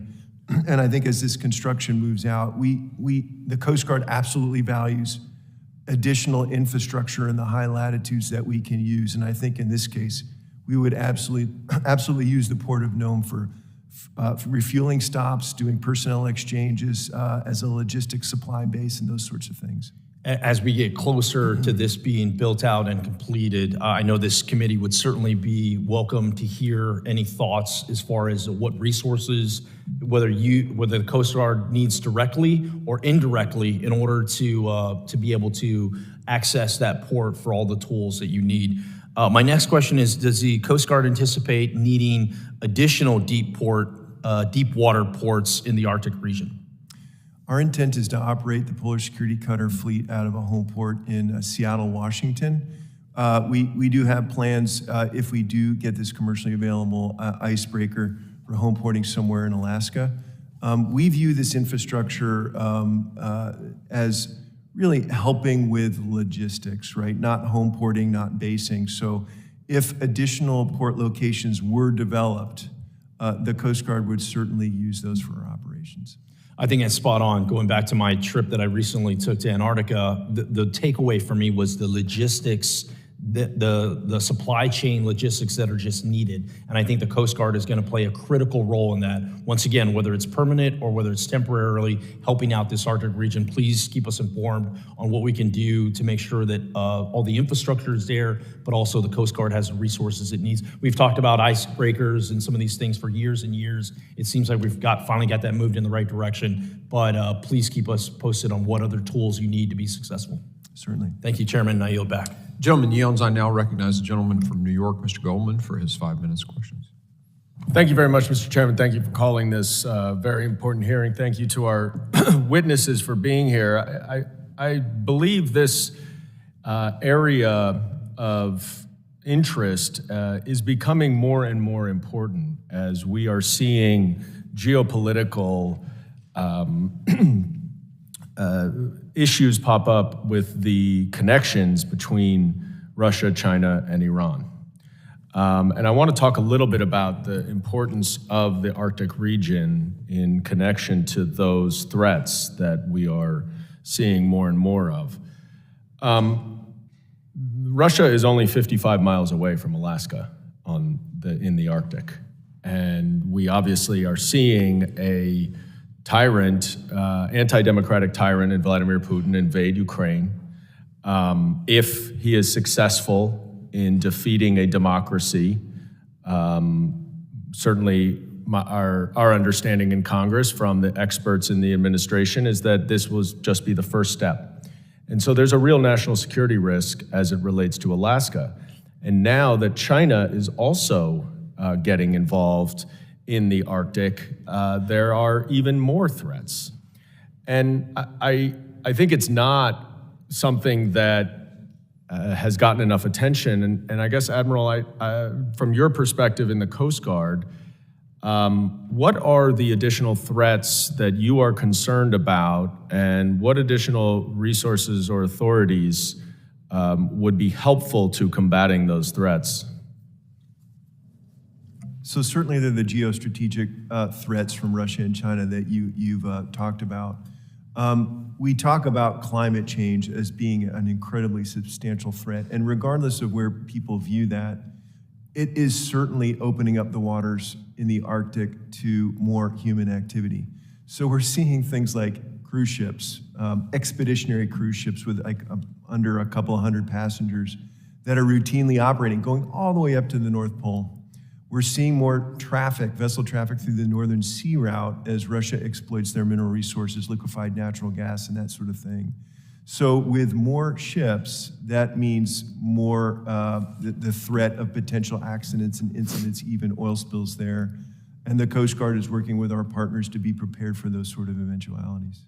And have you had discussions with administration partners that you can reveal in an unclassified setting about the increasing concerns related to Russia's aggression in Ukraine and how that might have an impact on the Arctic? Yes, sir. We are absolutely joined. We're a member of the intelligence community, so we get the same intelligence everybody else does. We are joined at the hip at the Department of Defense and the component services and interoperable as a military service with their operations. Absolutely, we're communicating. What resources or what actions do you think would be helpful for Congress to take to support your work in the Arctic in both ensuring our national security and also making sure that we're taking full advantage of the region? We ask for Congress's enduring support in our recapitalization, in our shipbuilding, and the shore infrastructure that we need in order to have the kind of presence to provide that strategic deterrence in those locations. So we know we need to build 8 to 9 polar security and medium icebreakers. We know that we need to build out Seattle as a home port. We need to purchase a commercially available icebreaker, and that's in the fiscal year 2024 budget, so we can get after this problem set soon. You know, as a great nation, we really need to be able to respond at the time and place of our desire, and the Coast Guard needs to advance and grow our assets in order to achieve that. And my last topic that I want to address, and I don't know if Mr. Brzezowski is the best person to answer this, but the Arctic Council was created 25 years ago and has paused because of Russia's invasion in Ukraine. And I'm wondering if you could give an update on what the status of the council is and whether it's resuming its work without Russia.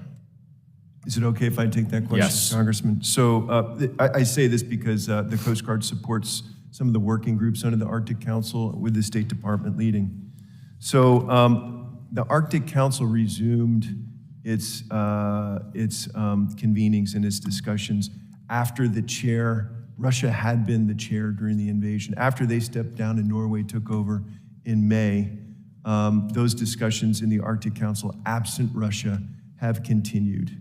Russia has been permitted by the Arctic Council to participate below the principal level and only in writing, not in meeting attendance. Thank you. I yield back. The gentleman yields. Excellent question. I now recognize the gentleman from Mississippi, Mr. Ezell. Thank you, Mr. Chairman.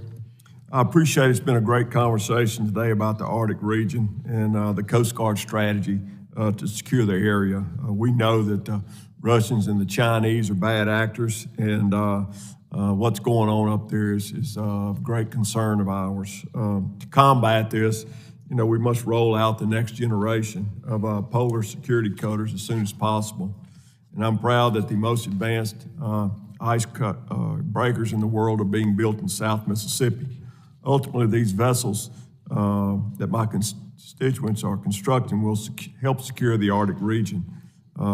Admiral Goche, as we say in South Mississippi, the initial contract for the Polar Security Cutter program was awarded to VT Halter in November of 22. VT Halter Shipyard was acquired by Bollinger, and they continued the work on the program. Vice Admiral, thank you for visiting there recently. I really appreciate you going by my district. Can you tell us a little bit about the confidence that you may have in our shipyard program down there? Congressman, to start out, we knew that there were going to be challenges with this acquisition given the novelty and the complexity of this particular ship. Having just been down there, though, with some of our I am not an acquisition guy, but we had our chief acquisition folks there. I think they're encouraged at the actions that the shipyard has taken to accelerate the timeline and to move forward on some of the key things. So it's stuff like we really need to have a detailed design complete before they can begin construction in total. They've made a lot of progress since the shipyard turned ownership over.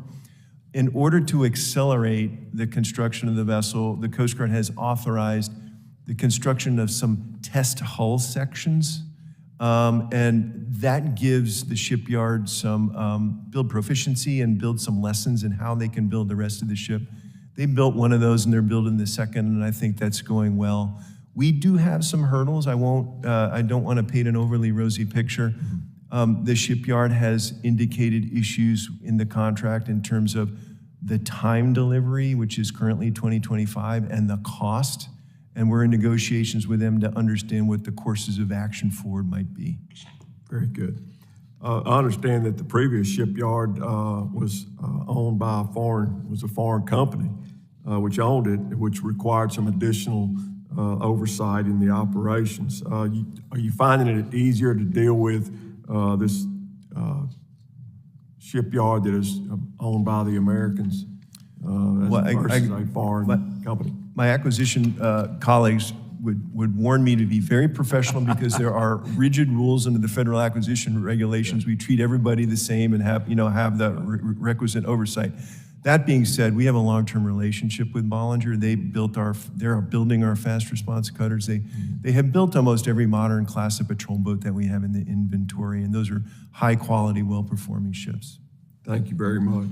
The Coast Guard testified earlier this year that its mission in the polar regions will require 8 to 9 polar icebreakers, which we've had some discussion about this morning already. This is an increase. Given the new estimate, could you clarify how this breakdowns in terms of class, such as the heavy or medium icebreakers? Yeah, I think we're doing further analysis to understand just where that break point might be. But I think we're thinking 4 to 5 heavies, 4 to 5 mediums, and it's going to swing one way or the other depending on what our concept of employment, concept of operation looks like. The importance of the mediums is that they get access places where the heavies can't go. Right. And we really expect those to be less expensive, so it'll be a better deal for the taxpayer. Very good. Given the current absence of the capable polar cutters, to what extent are the national security cutters or the fast response cutters able to operate in the polar regions? Less so the fast response. Well, I say the polar regions. We are home porting 6 fast response cutters in Alaska. Those will operate in the Gulf of Alaska and Southeast Alaska predominantly. But when we're talking north of Nome, north of the Bering Strait, those won't be operating there. But the national security cutters we have actually brought through the Bering and operated in the Chukchi Sea. We did that on occasion once so we could accompany the Chinese icebreaker Shui Long in there to provide presence along the maritime boundary line. In the summer months when there's no ice, we can operate up there. Thank you, Vice Admiral. Thank you all for being here today. It's been a great discussion, and we'll continue to do everything we can to support the Coast Guard in your mission. So, Mr. Chairman, I yield back. The gentleman yields. I now recognize Mr. Garcia from California for his 5 minutes of questioning. Thank you, Mr. Chairman, and appreciate this important hearing, and thank you to all of our witnesses. We know that our nation and our national interests face many threats and challenges, whether it's from competitors like Russia and China, climate change, or changing economic trade, all of which have been talked about today in this hearing. We know that in the Arctic, all these factors and challenges come together in unique ways. President Biden, of course, has adopted a national strategy for the Arctic region and establishing an ambassador at large for the Arctic as well, all very positive steps and moves forward. Now, our Coast Guard is critical in our operations and presence in the region, and so I look forward to our committee working together in a bipartisan way to support their mission. I'll also add that I served 8 years as mayor of Long Beach, and the Coast Guard was just a critical piece and partner to us in every way at our ports and security, even as an economic driver in our city. And so we're very grateful to our Coast Guard and our partnerships back home in Long Beach and in California. Now, we know that we're quickly falling behind both Russia and China, who are really trying to dominate the region and often in collaboration with each other. As Russia modernizes upwards of 50 bases along the Arctic, it continues to build its fleet, of course, as we know, and the Coast Guard, of course, is operating at a reduced level in comparison to clearly these what I believe are aggressors in the region. We know that new vessels are under construction, but behind schedule and already over budget. This is concerning to all of us. But we know it's not enough also just to count holes. Every vessel needs complicated infrastructure and trained personnel to support deployments. Admiral, I just want to, just first to you, from various reporting, it seems that not only are Russia and China both investing heavily to control the region, but their partnership and collaboration continues to increase. So what are we doing to try to increase our presence and really focusing on this collaboration? Because I think it's a collaboration that's especially concerning. Yeah, you said 2 key words, Congressman, that's presence and collaboration. And so we've been talking about fielding more capabilities to provide that persistent presence that we need in order to counter any kind of malicious behaviors that we, in that particular region. Our plans in expanding our fleet, our plans hopefully to get a medium icebreaker purchased here in the 24 budget are part of that. But really key here are the partnerships of like-minded nations through the Arctic Council, through the Arctic Coast Guard Forum, the North Pacific Coast Guard Forum Atlantic. you can tell we have a number of venues in the United States Coast Guard, and both on the policy side and operationally, that really strengthens the resolve and the relationships between these countries against the kind of malicious behaviors that we might encounter. And can you also just walk us through more broadly what the U.S. stands to lose from like a national security perspective if Russia and China consolidate and essentially try to box us out of the Arctic? Well, a lot. I mean, it's really challenging to contemplate. I mean, we are talking Alaska here. We're talking the Arctic. Our U.S. is an Arctic state. So to kind of be boxed out of our own neighborhood is really a scary thing to be thinking about. In the broader Arctic, similarly, the Arctic historically has just been inaccessible, and now that it's becoming more accessible, we absolutely need to make sure that it's free, open, peaceful, and benefits everyone. And finally, Admiral, so again, as former mayor, the Long Beach and Los Angeles ports is the largest container ship ports in the United States, critical ports to the rest of the country. There are also ports in the Arctic. And so what we know there's the encroachment's happening, of course, all across the Arctic, but especially also nearing ports in the Arctic. And so what are the impacts or concerns we have related around ports and our interests around trade and having these ports having these ports operational as far as we see them from both a national security perspective and an economic perspective? Yeah, thanks. And I know that port, the California port complex as well. I was the operational commander overall Coast Guard operations in California. So port security and assuring the maritime transportation system for the Coast Guard, other than search and rescue, is absolutely preeminent for us. And so when we look at U.S. infrastructure in the area, certainly the Port of Anchorage is the preeminent port there. The Coast Guard has a sector, Western Alaska, headquartered out of there, and that is their number one job, to preserve that as sort of the entree into the remainder of the state by road or by other means. But when we talk about other port infrastructure, it's just notable how much investment that Russia is doing along their Arctic coast. They've announced their intent. The Northern Sea Route, the waterway there that brings goods and services through the Bering Straits from Russia, they've announced their intent to have that operational now year-round. They are going to employ icebreakers to help do that, but that tells you what the importance is to their economic and national security on the Arctic. Thank you very much. I yield back.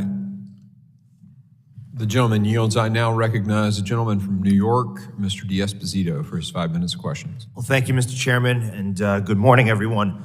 In addition to serving on the House Homeland Security Committee, I also have the honor of serving on Transportation and Infrastructure. Acting Assistant Secretary Brzezowski, Homeland Security plays a vital role in securing the transportation sector in the United States of America. This includes airports, marine ports, maritime ports, those that facilitate the flow of goods and people across this world, as well as oil, gas pipelines, and freight rail networks. Can you describe the posture of DHS equities in protecting the infrastructure that supports life in the American Arctic? Thank you so much for your question. I was chomping at the bit almost to jump in on the last question, because that infrastructure, beyond sort of the very visible port infrastructure that we see in sort of big maritime facilities, is just so vital. Even just in Alaska, we're looking at, of course, a big infrastructure in maritime ports like the Port of Alaska, but also airports that are also a very visible presence, and then the things that you may not see but are indispensable to the transportation, but also other types of energy and networks in Alaska and basically to the rest of the United States. Things like undersea cables, where you see 98% of the world's internet and other types of communications are not in that region, but sort of in those undersea cables where you see them running through that region. And also things like the Arctic Trans-Alaska Pipeline, which is a 800-mile network that provides fuel, gas, other types of energy resources, not only to the region, but to the continental United States. So our posture in the region is going to be sort of spanning the totality of the DHS mission set, maybe I'll group it best into the authorities that we have for preparing and engaging with stakeholders. These are where we have our transportation security officials working with state and local on putting in place regulatory and non-regulatory regimes for security, all the way down to the physical presence and the law enforcement that you see through Coast Guard and Customs and TSA, and then spanning into the response and recovery that you see through FEMA. Okay, thank you. And obviously, I know we've discussed and there's been questions asked that Alaska and the Arctic, they present a unique operating environment and they present unique threats. And it's clear that the administration has failed to make sure that we have what we need to protect our homeland in other places throughout this country. Are you confident in the department that it has what it needs to protect the homeland in those regions? Thank you so much. It is our #1 priority to ensure that we are protecting not only those regions, but the regions throughout the United States. The diversity of, as I said, the missions, as well as the authorities and the expertise that span DHS, we're constantly working to enhance those and improve those. I would say in the Arctic region, as we're looking at these critical infrastructures that you mentioned, again, that the ports and then some of these supporting critical infrastructures that are indispensable to energy networks, transportation networks, health and safety networks. We're aggressively employing the tools that we have in the entities, both people presence as well as the partnerships and other types of capabilities. Okay, thank you. Mr. Chairman, I yield back. The gentleman yields. I now recognize Mr. Menendez, a gentleman from New Jersey, for his 5 minutes of questioning. Mr. Chairman, Mr. Ranking Member, thank you for convening today's hearing on U.S. Arctic strategy. To our witnesses, thank you for being here. I want to build on the questions my colleagues have asked throughout today's hearing on the new polar security cutters that the Coast Guard is procuring. While I'm concerned about the delays that have plagued the process so far, I want to talk about what comes next once those vessels are built, keeping them operational. In a challenging environment like the Arctic, I want to be sure that our polar security cutters are able to receive timely service and repairs. Admiral, how is the Coast Guard accounting for future maintenance needs in the design process of the new polar security cutters? Congressman, when we start the program, we basically bake that into the overall cost. We have a life cycle cost analysis that we do that includes things like the regular operation and maintenance, but also the depot level maintenance in terms of dry dockings and things like that. Appreciate that. And just to follow up on that, one thing I want to make sure we are all considering is the infrastructure afforded by current shipyards. For example, as a point of personal pride, in New Jersey's 8th Congressional District, we have the Bayonne Dry Dock, the largest dry dock in the nation, which received a small shipyard grant earlier this year to improve their technology and infrastructure, allowing them to continue providing crucial repair services to vessels in the U.S. Armed Services. Admiral, what is the Coast Guard doing to ensure that our current ship repair facilities will be able to meet the needs of the new polar security cutters? Yeah, great question. The U.S. Defense Industrial Shipyard Base is absolutely crucial, not just to the Coast Guard, but the United States Navy, NOAA, and other governmental entities. So having the kind of facilities that are there in order to conduct not just the shipbuilding, but the dry docking and the long-term maintenance is absolutely crucial. We don't have a heck of a lot of resilience in that regard, I have to say. And what I'll cite here is that Secretary Del Toro, Secretary of Navy, has been very forthright in this, in announcing a government shipbuilding council. That announcement was made at U.S. Coast Guard Yard in Baltimore, Maryland. So that tells you, number one, that we are very tightly integrated with the Navy in this particular problem set. And number two, we would benefit from more capacity and capability there. Absolutely, and I had a chance to visit Bayonne Dry Dock with the Secretary, and so continuing further collaboration to ensure that we have that capacity, have the resiliency. Just one last question to build off of that. I'm curious to hear our witnesses' thoughts on how increased maritime activity in the Arctic will increase demands on our ship repair facilities. This question is open to any of our witnesses. How are we incorporating the demands for repairs from both defense and commercial vessels operating in the Arctic in our strategic planning? Open for any witness. Congressman, so maybe amplifying the earlier answer, there are just a certain number of dry docks that are going to be able to handle the Polar Security Cutter. It is an extraordinarily heavy vessel. It's the largest ship that the Coast Guard will ever has had to date in the inventory. So there are just a few shipyards that can handle that. And quite frankly, we would be in direct competition with the United States Navy on the dry docking of their hulls as well, which is why we coordinate with the Navy in order to try to deconflict those sorts of maintenance periods. Having more options, having more resilience in that shipyard, in the suite of shipyard capabilities would only be beneficial.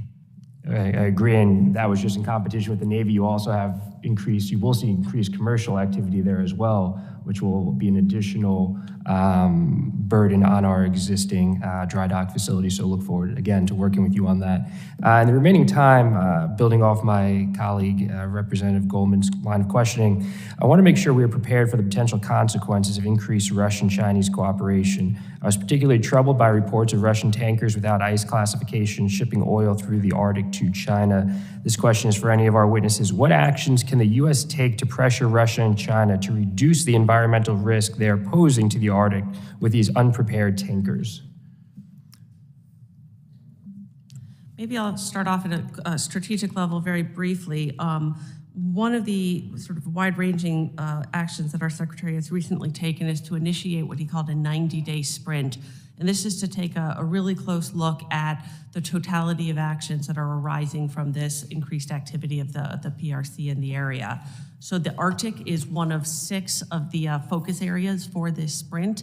We're looking at a variety of evolving threats and things like critical infrastructure, increased traffic, protecting our critical infrastructure in the area, and a host of other things. So that is one thing where we're inspecting current processes and evolving threats, and we'll have more information on that early next year about some of those specific findings. I appreciate that. And as we think about that increased activities, just making sure that we're prepared to hold both nations accountable should a catastrophe happen in the Arctic.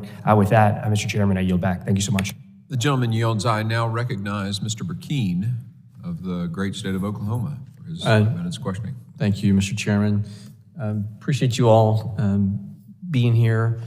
And probably this is going to be unfair because I'm going to lay before you the holistic approach of spending for our nation.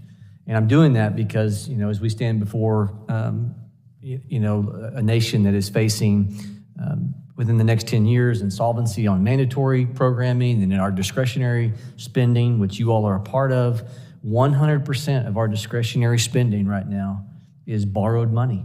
We had a $1.7 trillion gross national deficit as of last year. And that was our total spend for discretionary spending. So every dollar we're spending, inclusive of the budget for the Coast Guard and so many other things because of mismanagement of finances for the last 40 years, probably more so than any other time in our nation's history, we don't ask the questions anymore, how do we pay for this?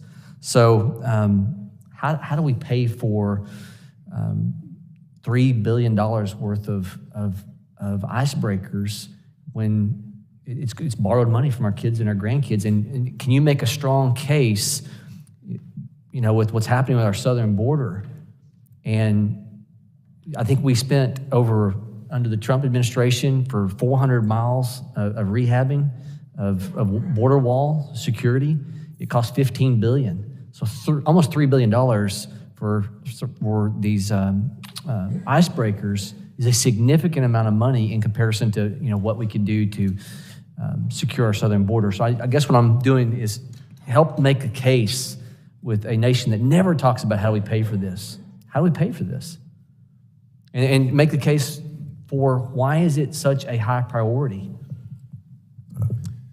Yeah, Congressman, I acknowledge the deep relevance of your question. My response is the Coast Guard is actually an investment. When we look at only costs, it sort of masks the fact that in every day the Coast Guard actually saves the nation money.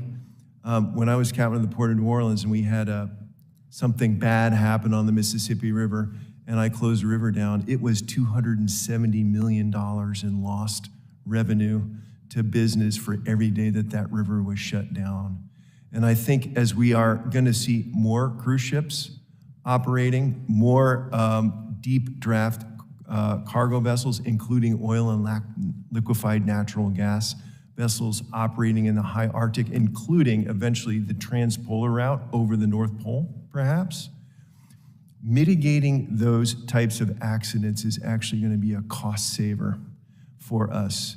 And then when we look at the geostrategic impacts of additional presence by Russia, additional presence by China, what costs are we deferring that we're then going to have to pay in the long term? The Coast Guard has actually been advocating for polar capabilities for the past 20 years. These costs have been deferred. And so if I could just take it further, is there not any way, I know you have the Healy, correct, that is a medium-sized icebreaker, and I'm not for sure about the other total assets. Tell me, what happens if within another 5 to 10 years after a major investment, things start changing and we start seeing these routes are no longer possible any longer? I mean, it wasn't so long ago that these routes weren't possible just because of, and what happens if a freeze reinitiates there and we had this investment and now things go the opposite direction? What, can we not make do with what we have and without it being an impediment to us? Wherever there's going to be ice, we're going to need an ice-breaking capability to give access to the places that we need to go to provide Coast Guard services. And thinking about your last question, our one heavy icebreaker was built in 1976. I think that's pretty darn good value for the buck. The Coast Guard is doing a 5-year service life extension plan in little chunks during the summer months so that icebreaker can travel down to Antarctica in the winter to do its job. And I come from a heavy equipment world where some of my best machinery was old machinery if you take good care of it. So you are indicating that there is some means of expanding the lifespan. Have you looked at beyond 5 years and maybe, taking this equipment and expanding the lifespan beyond that time frame? Well, actually, so that ship goes into the yard for a period of months, once a year, and will for 5 years. We're 3 years in, and that's very successful at this point. That will extend the service life of the Coast Guard cutter Polar Star until the first polar security cutter is going to be in service. So that ship will be with us for a while. Gentleman yields. I now recognize Ms. Titus from Nevada for her 5 minutes of question. Thank you, Mr. Chairman, and thank you to the witnesses. In Nevada, we have a number of native tribes who are very much engaged in the culture, the politics, the economics, and just recently, they were very involved in having Aviklame declared a national monument. I know there are a number of tribes in Alaska that you have worked with, Ms. Brzezowski, and I think within the Department of Homeland Security, we have a Tribal Homeland Security Advisory Council. Can you tell me how much they've been engaged in setting policy in the Arctic, and if you think they may become kind of a permanent voice in the Arctic Council? Yeah, thank you so much for your question. And I have to actually give credit to my colleagues. I'm new on the job, so all the good work goes to the folks that have been here much longer than I have. But you're absolutely right. The establishment of the Homeland Security Tribal Advisory Council, which does include 2 of the 15 members coming from the Alaskan region, is one of many advisory councils that the Department of Homeland Security, but other government agencies have. In particular, that group was indispensable in providing input and insight into the development of the DHS implementation plan that we're going to be using to guide our implementation of the national strategy for the Arctic region.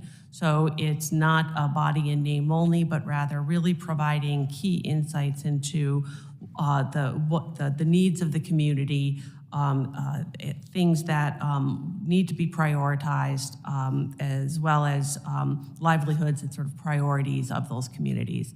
I also did want to note here that we're with 40% of all federally recognized tribes, as I understand it, being in Alaska, a physical presence in that area is indispensable. My team actually folks from my team had traveled to the region earlier this year to get a sense of the community needs and requirements as we develop this implementation plan, which is in the final stages.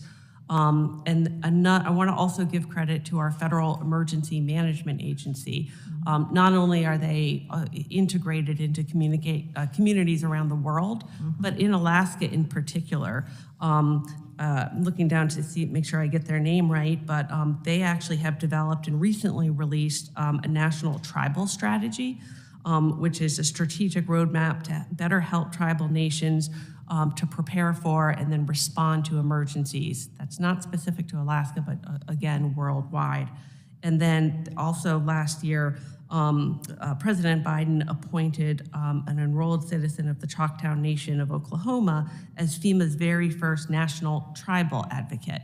So sort of incorporating these viewpoints from the top down and baking them into the policies that will guide our actions is something that we're very committed to. Admiral, do you consult with the tribes as you build out the infrastructure needed? Yes, ma'am. We consult with tribes as just an everyday course of business, and it is not by exception, it's routine. An example of that is we have this standing operation called Arctic Shield in Alaska, which is another way of saying how we deliver Coast Guard services throughout Alaska. And just in this calendar year, we've reached 91 different communities, many of them tribal, in remote locations in Alaska to do things like commercial fishing vessel safety inspections, training and education on boating safety. We'll inspect oil tanks in those communities that they use to run their infrastructure to make sure that they're in good shape and they won't leak. Right now, actually, we are in the process of looking at shipping lanes across the north coast of Alaska, and those are in direct consultation with tribal communities. Thank you. I'm glad to hear that involvement. It's another area where I think you can find needed involvement is, you mentioned that more and more traffic is in the Arctic. You got more tourists, you got more business, you got more defense. When people come, they leave trash. What are y'all doing about protecting this area from being trashed? In terms of international shipping, the Coast Guard works very closely through the International Maritime Organization. They're actually meeting in London right now to set a high standard for vessels to prevent trash, to prevent oil discharge. And in fact, just a few years ago, under the Coast Guard's leadership, we advanced something called the Polar Code, which are special shipping regulations which prevent things like overboard discharge of gray water, to make sure that we maintain a pristine Arctic environment. Plastic, keep plastic out. And plastic as well, absolutely. You want to add to that? Thank you, Mr. Chairman. I'll yield back. Gentlelady yields, and appreciate those questions. I now yield to Mr. Crane, the gentleman from Arizona, for his 5 minutes questioning. Thank you, Mr. Chairman. I want to say thank you to the panel for showing up today. Appreciate all the information that you're bringing to this committee on challenges in the Arctic. I want to start with you, Admiral. What are your greatest concerns in your observations of the activity, the collaboration with Russia and China in the Arctic region? So the greatest concern is that we know how Russia and China behave outside of the Arctic, and that sort of behavior might be imported inside the Arctic. I mean, to date, China has access through their icebreakers, and they're doing scientific examinations there. But as we see fishing stocks moving forward, as we see it more attractive to do resource exploitation there, the challenge that we have is that we'll see similar behaviors from China and Russia that we see elsewhere in the world, which is directly undermining the global norms that we all enjoy. Yeah, thank you, Admiral. And as a former sailor myself, I just wanted to acknowledge and say thank you for your service. I know you've spent a long time serving this country, and I think I speak for all of us on the panel when we say we appreciate it. I do want to go back into something you were talking about a second ago. You were not only talking about some of the needs that you have for some equipment, like these icebreakers that we've spent a lot of the time talking about, but I also want to talk about something you mentioned, the people that work for you and within the Coast Guard, and some of the recruiting issues that you guys are having. I want to see if, I want to ask your opinion. Why do you think you're, across the military, having so many recruiting issues? Yeah, so as you said, we share this challenge with the other military services. COVID had a huge impact on things, and it wasn't really until COVID hit that we saw this dip in recruiting and retention for whatever reason. I think, and a lot of this would just be suppositions, so I have to be careful, but I think it set us back in terms of individuals wanting to get out there, serving their country, do something that's really challenging. And I think in the Coast Guard, what we suffer from most is exposure. People don't necessarily know who we are, especially young people who want a challenging and rewarding career in the United States military. We're getting after that. We've got a new campaign. We're opening up new recruiting offices. We're expanding our recruiting capacity by 38%. The numbers are starting to come back. So by early indications, we're having some successes. So you think that COVID is the main reason that the military is having its recruiting issues? I'm an optimist, sir. You hear these things about the eligibility because of weight and pharmaceuticals and stuff is lower in the average young population, that there isn't this propensity to serve. I hardly disagree. I think there are a lot of great young Americans out there who just don't know about the Coast Guard, that if they knew that we are law enforcement, that we're military, that we clean up the environment, that we serve the American people, I think we'll have a lot more folks coming in. Thanks, Admiral. To follow up on that, do you think it might have anything to do with what you regularly hear is being described as some of the wokeness within the military, like CRT training, DEI training, drag shows on base, things like that? Do you think that has anything to do with it? Sure, and kind of a loss of the focus of what the military is supposed to be about? I just don't see that in the United States Coast Guard, what you're referring to. And our workforce is the best workforce that I've seen in my 36-year career. The people who are in the Coast Guard today are better than ever before. A lot of them have college educations. A lot of them have had professional careers that want to do something different and better, and that come to us. So I don't think so. You haven't seen any of that? No. You haven't seen a change in the culture of the military? How long have you been in, Admiral? 37 years. That's, with all due respect, I find that hard to believe, sir. What about vaccine mandates, sir? You know that we lost about 30,000 active duty service members that refused to take the vaccine, that are now being asked if they want to come back into the service. What do you think about that? We welcome them back. Yeah, I know, but do you think that has anything to do with recruitment efforts? The military can be a pretty dangerous place to work, right, Admiral? Yeah, absolutely. And when I left the military, sir, I was in E6, and I went into some of the most dangerous environments in the world, being in Special Forces. It was a lot easier for me. It was very easy for me to go into some of those spots knowing that my leadership actually cared about my well-being. But when service members, regardless of whether they're in the Marines, Coast Guard, Navy, et cetera, when they don't believe that their leadership is motivated by their well-being, but they're just, in the case of the vaccines, making them take experimental vaccines, knowing that the survivability rates were about 99.9%, and they didn't see the need for it, that's a problem. And it makes some of these young individuals question whether or not their welfare is going to be looked after, whether or not they're going to start a family and set down roots in a community and then be forced out for something like that. Do you think that has anything to do with the recruiting problem? Well, Connor, so you've been there, right? Yep. Serving in really difficult situations. And to your point, I know that Admiral Fagan, Master Chief Pastor Jones, the senior leadership team, we feel like we need to earn the respect of our junior workforce every single day. And we work hard to earn that respect by supporting them in their endeavors. Do you think it was a mistake to force that many service members out because they wouldn't take an experimental vaccine? I know you got to be careful. I do not have the luxury of being afforded an opinion on that, sir. I understand. Thank you. I yield back, Mr. Chairman. The gentleman yields. I want to thank the witnesses for being here and want to recognize our ranking member designee today for her closing comments.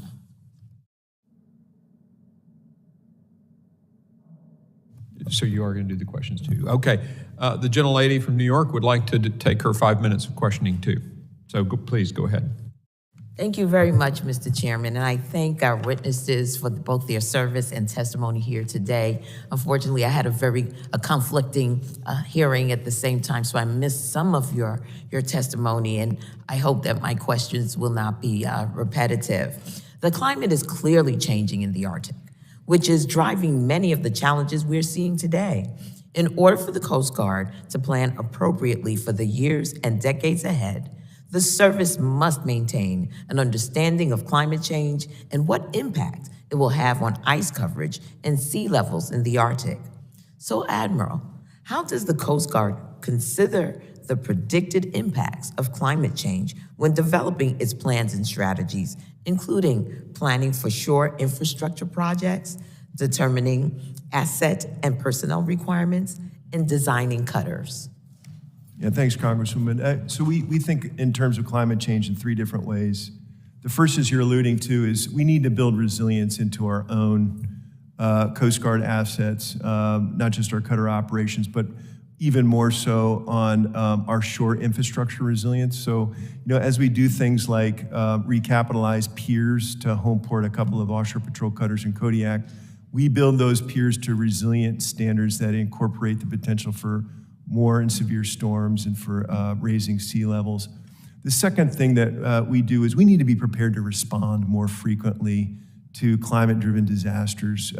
We know that coastal erosion is just accelerating at an alarming rate in Alaska.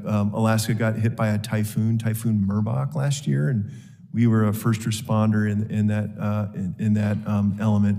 And then the third thing is we're actually a regulator. So under the leadership of Secretary Kerry and the State Department team, the Coast Guard negotiated an international maritime organization that by 2050, international deep draft shipping needs to be at zero carbon emission. And what sources does the Coast Guard rely on to inform its understanding of the predicted impacts of climate change? Well, we work very closely with the experts. Certainly, National Oceanographic and Atmospheric Administration and the National Weather Service give us great predictions. FEMA is just first and foremost in terms of just general resiliency against disasters, and we're a close partner with FEMA and DHS in that regard. Very well. Well, let me again thank you all for all of your service, your hard work, your dedication, your testimony here today. With that, Mr. Chairman, I yield back. Gentlelady yields, and I now recognize the gentlelady for her closing remarks. Thank you, Mr. Chairman. I am making these remarks on behalf of our ranking member, Mr. Thompson. I want to thank our witnesses for sharing their expertise with us this morning. It has been a productive discussion, and it is clear there is bipartisan interest in ensuring the Coast Guard, DHS, and their partners are empowered and resourced to carry out their security missions in the Arctic effectively. The climate is changing, and its impacts on the Arctic will be profound. To those who may question whether climate change is real or say it's not necessary to understand what is causing climate change to deal with its impacts, I say this: follow the facts, follow the science. We must understand how the climate will continue to change in the Arctic in order to prepare for the opportunities and challenges that are hurtling our way. It is clear that Russia and China will continue to grow their presence in the Arctic, and that maritime activity will continue to increase due to opportunities for shipping, tourism, fishing, and energy exploration. The U.S. must continue to protect its interests in the region by supporting adherence to a rules-based international order. The State Department's diplomatic efforts are critical, and I thank the GAO for its work in highlighting successes of those efforts and opportunities to improve.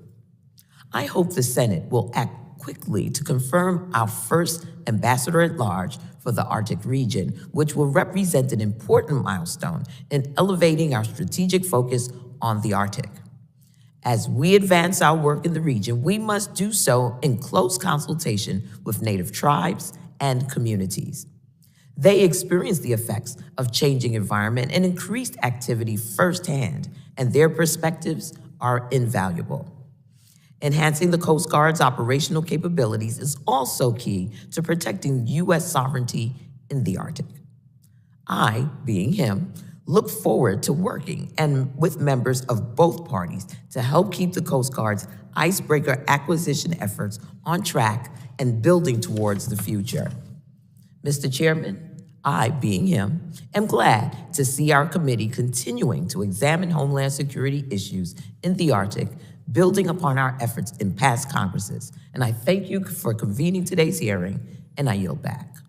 The gentlelady yields. I want to thank our members for their participation in today's hearing, and of course, thank our witnesses for their testimony and for taking the answers and providing answers to the members' questions. One last quick question, Admiral Gautier. I think you're going to be rooting for Navy December the 9th. Is that correct? Or are you going to stay out of that one? West Point grad, I suspect. So I guess that means Army this time. I should ask you that at the beginning of the hearing. Well, again, thank you all for being here. Really appreciate your candor on this issue. You know, it's pretty easy to see the issues that are before us. Definitively, the United States is an Arctic country. We're an Arctic nation. And what happens in the Arctic region has a direct impact on America's citizens and the overall well-being of our country. The Arctic has been a facilitator of commerce for the United States for decades, if not centuries.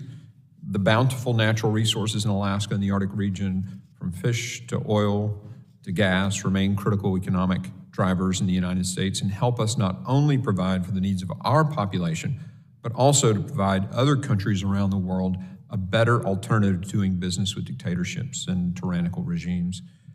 Also, the Arctic is critical to securing the United States homeland. And the Arctic is the first line of defense against nation-state threats. I am concerned about the threats from the PRC and Russia, two adversarial states that have repeatedly attempted to undermine the rules-based international order promoted by the United States and our allies abroad. With Russia's increased militarization of the Arctic and the PRC's increased interest and presence in the Arctic, it's critical that we maintain an effective operational presence in the Arctic region to protect the U.S. homeland from aggression from two of our most significant adversaries. The United States and its Arctic partners promote the rules-based international order and ensure that other nation states respect and adhere to that vision of sovereignty. The United States' participation in the Arctic Council and the Coast Guard's engagement with partner nations in the Arctic Coast Guard Forum helps our country uphold international maritime laws and norms and helps us hold bad actors, such as Russia and the PRC, accountable for breaches to these norms. U.S. policy moving forward should be focused on advancing our competitive advantages in the region and working with our partners and allies to further our shared objectives, while at the same time pushing back against the efforts of our greatest adversaries to seize another foothold in a key region in pursuit of their destabilizing ambitions. This committee, therefore, must ensure that our government appropriately prioritizes the Arctic region in carrying out its constitutional duties. I want to thank you all again for your participation in today's hearing, and I hope we can continue to find ways that the committee can uphold the constitutional values, our constitutional values in the Arctic, and support the organizations tasked by our government to do just that. The members of the committee may have some additional questions for the witnesses, and we should ask the witnesses to respond to those in writing. Pursuant to Rule 7D, the hearing record will be held open for 10 days for those if you get written questions. And without objection, the committee is adjourned.